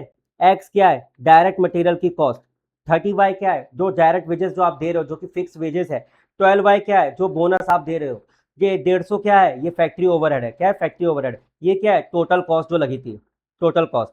तो एक्स प्लस में 30 वाई कितना हो गया सर, ये हो गया 42 वाई, यहाँ पे हो गया हमारा 150, ये हो गया हमारा 3,490। वैसे ही यहाँ पे सर आपको मटेरियल कॉस्ट कितना दे रखा है एक्स, ये 40 वाई एंड देन 5 वाई कितना हो गया 45 वाई, एक्स प्लस में 45 वाई एंड देन यहाँ पे जो फैक्ट्री ओवरहेड लगा था कितना सर 200 लगा था, एंड ये इसका कॉस्ट कितना था 3,600। Equation 1 and then equation 2, solve equation 1 and 2 by elimination method या सब्स्टिट्यूशन मेथड। आप सब्स्टिट्यूशन मेथड में क्या करते हो सर, एक्स की वैल्यू निकाल के सर आप दूसरे इक्वेशन में सॉल्व करते हो, हम एलिमिनेशन मेथड लगाते हैं जो 7th क्लास से करते आ रहे हैं। यहाँ पे नीचे जस्ट सिंपली साइन चेंज कर दोगे, एक्स एक्स से काट दोगे, यहाँ पे क्या आएगा, यहाँ पे 3 वाई आ जाएगा, यहाँ कितना आएगा सर, यहाँ 50 आ जाएगा, 50 आ जाएगा, यहाँ 3,600 माइनस में 490 कितना आएगा 110 आएगा, 3 वाई माइनस में 110 माइनस में 50 कितना आया 60 आ गया शायद आई थिंक, ठीक है। वाई की वैल्यू क्या आई 20 आई, वाई को अगर किसी भी इक्वेशन में पुट कर दो, लेट से कि आपने इसी इक्वेशन में पुट कर दिया इक्वेशन 2 में, तो क्या आया 45 इंटू में 20 कितना आएगा, 2 पंजे 10, 2 पंजे 10 और का एक 2 चौक 8 और 1 90, 900, नहीं कुछ गड़बड़ है, आराम से करते हैं इसको, 45 इंटू में 20 प्लस में 200 प्लस इक्वल टू 3,600, ठीक है। तो 2 पंजे 10 और 1 8, 900, ये यहाँ कितना आया 200, 3,600, एक्स की वैल्यू कितनी आएगी यहाँ 3,600, माइनस में कर लो इसको, ठीक है। क्या ये चीज़ क्लियर है आपको, एक्स की वैल्यू कितनी आएगी शायद आई थिंक 2,500 आएगी, ठीक है। ये डायरेक्ट मटेरियल की कॉस्ट आ गई, 20 रुपये वाई का आ गया, डायरेक्ट मटेरियल की कॉस्ट 2,500 आ गई, ठीक है। अब क्या, अब क्या आप ए एंड बी को कितना कितना है आप निकाल सकते हो कि फैक्ट्री कॉस्ट को कितना कितना लग रहा है, डायरेक्ट मटेरियल कॉस्ट आपको निकाल दे 25-2500 रुपये दोनों का, डायरेक्ट वेजेस आपने निकाल दिया, आप कितने हैं 30 घंटे के हिसाब से 20 रुपये पे कर रहे हो एंड 40 घंटे के हिसाब से 20 रुपये पे कर रहे हो, देन बोनस आपने निकाल दिया हेल्थ एंड रोमान के अकॉर्डिंगली, देन आपने फैक्ट्री ओवरहेड निकाला एंड देन ये कंपेरेटिव बना लिया।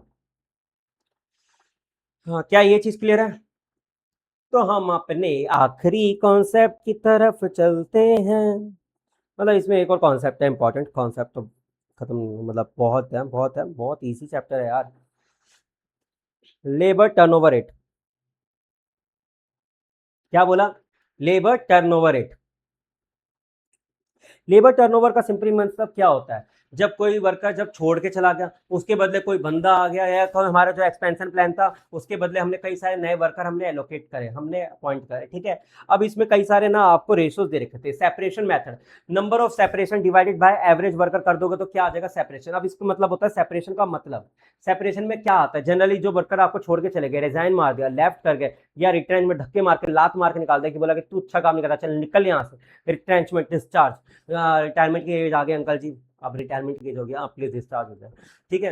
अंकल जी चले गए छोड़ के हमें, अंकल जी, ठीक है, रिजाइन कर लिया, लेफ्ट कर गए, या रिट्रेंचमेंट हो गए, या डिस्चार्ज हो गए, तो क्या है सेपरेशन, ये सारे के सारे separation divided by average worker into में 100 कर दोगे तो आ जाएगा। रिप्लेसमेंट मेथड का मतलब क्या होता है, मैंने बोला कि 2 वर्कर थे, 10 टोटल वर्कर थे, तो 2 वर्कर छोड़ के आ गए, उसके बदले एग्जिस्टिंग वर्कर दूसरे आ गए, मतलब उन एग्जिस्टिंग वर्कर के बदले 2 नए वर्कर आ गए, ठीक है। मतलब टोटल वही है, बस चेहरे नहीं है, क्या है, टोटल वही है, बस चेहरे नए आए हैं, ठीक है।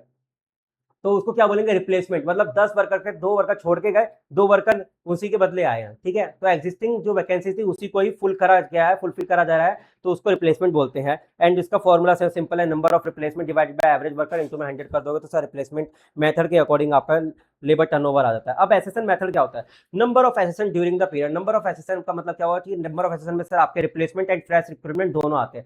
रिप्लेसमेंट का मतलब क्या हुआ, अभी आपको बताया कि 10 टोटल लेबर थे, 2 वर्कर छोड़ के गए, उनके एग्जिस्टिंग हमने वैकेंसी फुलफिल करी है, लेकिन हमारा काम था ज्यादा बढ़ गया था, तो हमने 2 वर्कर और मंगा लिया, अब 1 दर्जन हो गए। कितने लोग हो गए, 1 दर्जन, मतलब 2 लोग तो रिप्लेसमेंट है, 2 नए आए थे, न्यू रिक्रूटमेंट है, न्यू फ्रेश हमारी वैकेंसी हमने बनाई थी, तो जो 2 और वर्कर आए, तो हमारा क्या है न्यू रिक्रूटमेंट। अब टोटल कितने हो गए, 1 दर्जन हमारे पास वर्कर हो गए, 12 हो गए, ठीक है। तो हमारा क्या है, number of accession divided by average worker into में 100 कर दोगे तो एसेसन मेथड के अकॉर्डिंग आ जाएगा। अब फ्लक्स मेथड को देखिएगा, फ्लक्स मेथड के 2 वेरिएंट है, वेरिएंट 1 और वेरिएंट 2। कब वेरिएंट 1 और वेरिएंट 2 लगाना है, मेरी बात सुनो, क्वेश्चन स्पेसिफिकली बोल देगा, नहीं बोल रहा है तो क्वेश्चन का डाटा देखो। जनरली सबसे पहले आप वेरिएंट 1 लगा के आएंगे, अगर क्वेश्चन में अगर कुछ नहीं बोल रखा है, अगर वेरिएंट 1 का डाटा अवेलेबल है तो, अगर नहीं है तो फिर वेरिएंट 2 लगा के आ जाएंगे simply.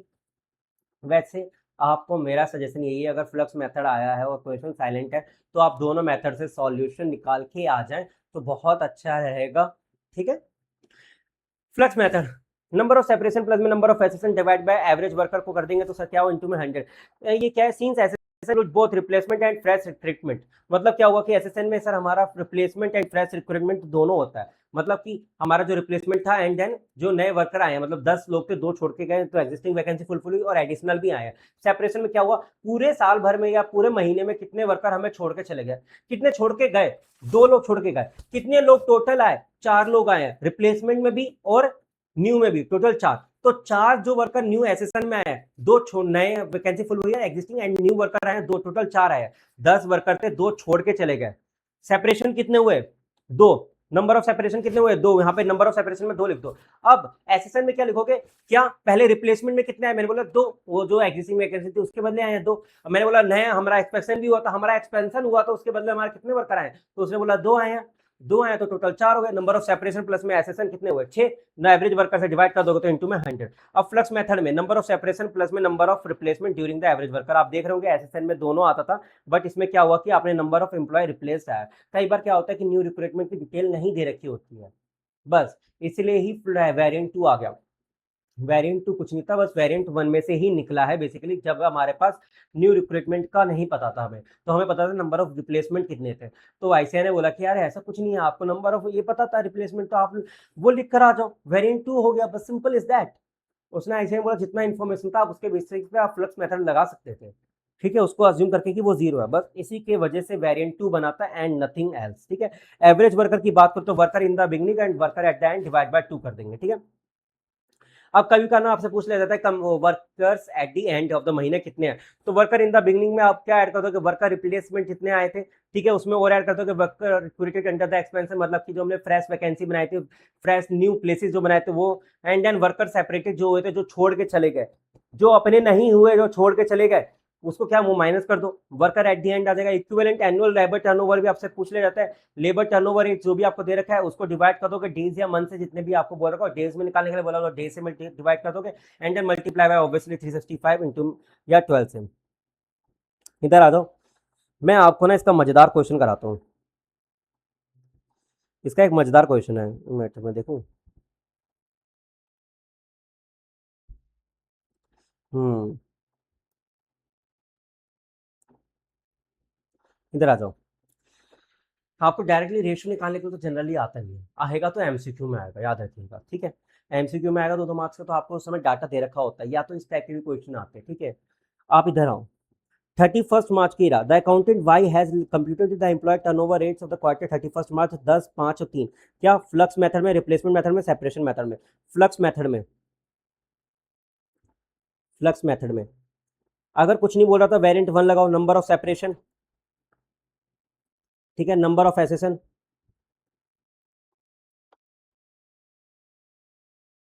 Average worker. Average worker कितना दे रखा है सर? ये आपको 10 दे रखा है, ठीक है। नंबर ऑफ सेपरेशन की बात करूं तो ये 5% दे रखा है, ठीक है, सेपरेशन में। सेपरेशन देन एवरेज इंटू में 100, ये कितना दे रखा है? 5 दे रखा है, अच्छी बात है। एंड देन आपको दे रखा है 3% किसका दे रखा है सर? ये आपको दे रखा है एमिट, ये रिप्लेसमेंट है।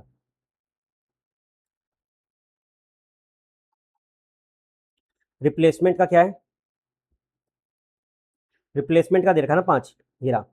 रिप्लेसमेंट का 5 है, एंड देन सेपरेशन का 3 है, ठीक है। तो रिप्लेसमेंट का 5 है, तो यहाँ पे रिप्लेसमेंट अपॉन में एवरेज वर्कर इंटू में 100, ये कितना है? 5 दे रखा है, ठीक है। आपको आगे नीचे कुछ और भी दे रखा है, आपको दे रखा है क्या? Number of worker replace during the year कितना दे रखा है? 30 दे रखा है। Number of worker replace during the year कितना दे रखा है? 30 दे रखा है। तो ये 30 हुआ, इंटू में 100 हुआ, इंटू अपॉन में एवरेज, ये 5 आया, ठीक है। ये कितना है? 3000, एंड देन डिवाइड बाय 5, ये शायद आई थिंक 600 आया। एवरेज वर्कर कितना है? 600। एवरेज वर्कर कितना है? 600। अगर मैं एवरेज वर्कर अगर यहाँ पुट कर दूंगा तो नंबर ऑफ सेपरेशन आ जाएगा।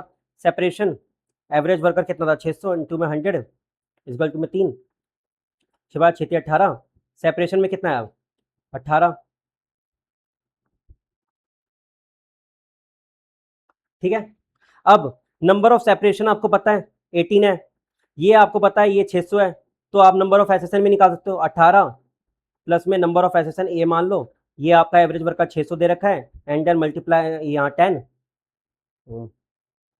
यहाँ 10, तो 18, एक मिनट, इंटू में 100 भी तो होता ही है, इंटू में 100 भी तो होता है। ये 2 जीरो से 2 जीरो कटा, यहाँ पे गया तो कितना आएगा? 60, ए 60 माइनस में 18 कितना आया? 42, ठीक है। अब आपसे क्या पूछ रखा है? Recruited and joined. Recruited and joined मतलब एसएसएन पूछ रखा है, मतलब एसएसएन पूछ रखा है। अभी हमने एसएसएन निकाला है, कितना निकाला है? इधर देखो, कितना निकाला नंबर ऑफ एसएसएन? ये निकाला 42, ये कितना निकाला? 42। लेफ्ट एंड डिस्चार्ज सेपरेशन हम निकाल चुके 18। इक्विवेलेंट एम्प्लॉय टर्नओवर ईयर, यहाँ देखो, पहले तो 600 हमने एवरेज निकाला, 42 हमने निकाला, ठीक है। यहाँ हमने 18 निकाला। अब इक्विवेलेंट एम्प्लॉय टर्नओवर रेट कैसे निकालोगे? सिंपली जो आपको ना सर क्या, ये क्वार्टरली दे रखा था, ये क्या दे रखा था? क्वार्टरली दे रखा था, यही लिखा था। The accountant has computed the employee turnover for rate for the quarter, कितना है? For the quarter, for the quarter, ये क्या है? आपको क्वार्टरली दे रखा था। अब आपको क्या इक्विवेलेंट रेट निकालना है, turnover rate for the year, किसके लिए? फॉर द ईयर निकालना है। तो ईयर के लिए कैसे निकालोगे? ऑब्वियसली ये 4 महीने का दे रखा था, तो क्या है, या तो आप 10 इंटू में 4 ये कर सकते हो, 3 महीने का एक क्वार्टर होता है, 3 चौक 12, ये 40, ठीक है। 5 डिवाइड बाय 3 इंटू में 12, 5 चौक 20, ठीक है। 3 डिवाइड बाय 3 इंटू में 4, 12, तो ये 12%, ठीक है। इक्विवेलेंट ईयर आ गया। अब 15 नंबर क्वेश्चन, काफी बढ़िया। अभी ना, अभी तक हम क्या दिखते आ रहे थे कि यार वर्कर आ रहे हैं, जा रहे हैं, एम्प्लॉय कॉस्ट निकाल रहे हैं, यार प्रैक्टिकल लाइफ में मेरे को एक चीज बताओ, क्या वर्कर निकालना इतना आसान होता है? क्या वर्कर रिक्रूट करना इतना आसान होता है? एचआर की टीम लगाते हो, पूरी की पूरी रिक्रूटमेंट कॉस्ट लगाते हो, सिलेक्शन कॉस्ट लगाते हो, ट्रेनिंग कॉस्ट लगाते हो, क्या आपको लग रहा है कि ये इतना आसान होता है? ये इतने सारे आप एक्सपेंसेस बियर करते हो, रिक्रूटमेंट कॉस्ट लगाते हो, सिलेक्शन कॉस्ट लगाते हो, ट्रेनिंग कॉस्ट लगाते हो, ठीक है। क्या ये इतना आसान होता है? कई बार तो लड़ाई हो जाती है, तो सेटलमेंट करनी पड़ती है, कई बार तो सेटलमेंट भी करनी पड़ती है हमें, कई बार सेटलमेंट भी करनी पड़ती है। क्या ये इतना आसान होता है? सच बताओ, नहीं ना? अब एक चीज़ बताओ, जो हमारे पास एम्प्लॉयी आते हैं वो सारे के सारे क्या एफिशिएंट या प्रोडक्टिव होते हैं? नहीं होते। क्या एम्प्लॉयी के आने से या जाने से आपके टर्नओवर पे डिफरेंस पड़ता है? हाँ, एकदम से अगर सारे के सारे एम्प्लॉयी भाग जाएँ, तो क्या आपको नहीं लगता कि आपकी सेल्स गिरेगी? या आपको नहीं लगता कि आपका सर प्रॉफिट है वो गिरेगा? गिरेगा, ऑब्वियसली गिरेगा। तो यही चीज़ आपको ना यहाँ पे इसने बोल रखा है इस क्वेश्चन ने कि आप ना यार प्रैक्टिकल लाइफ में आओ और अब मेरे को बताओ, the management of V-Guard limited is worried about the increasing employee turnover in the factory before analysing the cost taking remedies step. कि उन्होंने ना एनालाइज करा कि यार हमें रेमेडीज स्टेप लेने पड़ेंगे कि ना हमारे वरीड हो गया कि इंक्रीजिंग एम्प्लॉय टर्नओवर रेट निकाला उन्होंने, पता चला कि सेपरेशन मेथड के अकॉर्डिंग निकाला होगा। उनको पता चला कि एम्प्लॉय तो बहुत ज़्यादा भाग भाग के जा रहे हैं और जो नए एम्प्लॉय आ रहे हैं उसकी कॉस्टिंग भी हमारी बहुत ज़्यादा हाई हो रही है। ठीक है। He wants to an idea of profit forgone as a result of employee turnover. वो एक आइडिया बनाना चाहते हैं कि कितना एम्प्लॉय टर्नओवर की वजह से हमारा प्रॉफिट फोरगोन हो जाएगा। फोरगोन का मतलब चला जाएगा। ठीक है, आपको लास्ट ईयर की सेल बता दी 83,03,300 और पीवी रेशियो बता दें, प्रॉफिट वॉल्यूम रेशियो, कि 20% का होता है। प्रॉफिट वॉल्यूम रेशियो का मतलब कि जो आपकी सेल्स है इसका 20% हम कमाते हैं। ठीक है। अभी आपका क्या है कि ये हम मान के चलते लेबर इंटेंसिव है कि आपका डायरेक्टली जो इतने लेबर जाएंगे तो उसके बेसिस से सेल्स आपका कितना फोरगोन होगा। The total number of actual overs work by the direct employees 4.45 lakh. कितना? 4.45 लाख है, 4,45,000। ठीक है। मैंने बोला अच्छी बात है। The actual direct employee over included 30,000 attributable training the new recruit. Oh my God, मतलब जो ये 4,45,000 आपको दे रखा था उसमें इंक्लूड है सर 30,000 घंटे, जिसमें से ट्रेनिंग दी है न्यू रिक्रूटमेंट को, जिसमें से आधे, half of the hours are unproductive. Half of the hours are unproductive. तो मैं बोल सकता हूँ कि 15,000 का तो वेस्टेज हो गया। तो इफेक्टिव आवर्स हमें निकाल लोगे। इफेक्टिव आवर्स कैसे निकालोगे? इसमें से सर सीधा 15,000 सर माइनस करके 4 लाख में से ये माइनस करोगे, 4,30,000 आया। लेकिन 30,000 है, इसमें से 15,000 तो अनप्रोडक्टिव थे, 15,000 प्रोडक्टिव थे। तो हमने जो हमें क्या था इफेक्टिव आवर्स निकाला तो 15,000 हमने माइनस कर दिया, 4,30,000 आया। अच्छी बात है। As a result of delays in the personal department the filling vacancy due to the employee turnover 1 lakh potential productive hours excluding unproductive totalling और ओवर लॉस। तेरी, मतलब जहां पे 4,30,000 रुपए तो हमें लगता है, 4,30,000 तो हमें तो लग रहा था प्रोडक्टिव आवर्स है, जिसके बेसिस पे ये सर जो टर्नओवर आया था। ठीक है। अभी बोल रहा है कि सर जो 1 लाख घंटे लॉस्ट हो जाएंगे। क्यों? क्योंकि personal department to filling the vacancy, to filling the vacancy, to filling the vacancies, जो वैकेंसीज फिलिंग करने के लिए सर जो हायर मैनेजमेंट को इंटरव्यू लेने पड़ेंगे, सीवी सेलेक्ट करने होगा। क्यों? क्योंकि हमारे अंडर ही तो बंदे काम करेंगे। जब हम गलत बंदे लेकर आ जाएंगे तो आप ही को सर दर्द होगा, आपको ओवर टाइम करना पड़ेगा अगर आपके गलत सिलेक्शन हुआ तो। आपके पर्सनल ओवर्स आ रहे ट्रेनिंग में, आपके पर्सनल ओवर्स आ रहे सिलेक्शन में, तो 1 लाख घंटे वेस्ट हो जाएंगे, लॉस्ट हो जाएंगे। 1 लाख घंटे वेस्ट लॉस्ट हो जाएंगे। एंड इसमें और इसने बोला आपको कि डरो मत, डरो मत, उसमें एक्सक्लूडिंग है अनप्रोडक्टिव ओवर्स। मतलब 1 लाख घंटे वेस्ट तो है, साथ में अनप्रोडक्टिव आवर्स भी तो हैं 15,000 के, ये भी वेस्ट होंगे। 1,15,000 टोटल वेस्ट है, टोटल लॉस्ट हो गया। ये टोटल लॉस्ट हो। अब मेरे को एक बात बताओ, जो आपका टर्नओवर था 83,03,300, ठीक है, किस पे बेस्ड था? 4,30,000 पे। आपका कितना सेल चला जाएगा 1,15,000 पे? इस पे क्या चीज? ठीक है, 83,03,300 की हमारी सेल थी, 83,03,300 की हमारी सेल थी। कितने? 4,30,000 पे हम सेल करते, लेकिन हमें पता चला कि 1,15,000 तो हमारे वेस्ट होने वाले हैं, 1,15,000 तो हमारे लॉस्ट होने वाले हैं। 1,15,000 हमारे लॉस्ट होने वाले हैं, तो हमारी कितनी सेल्स फोरगोन हुई?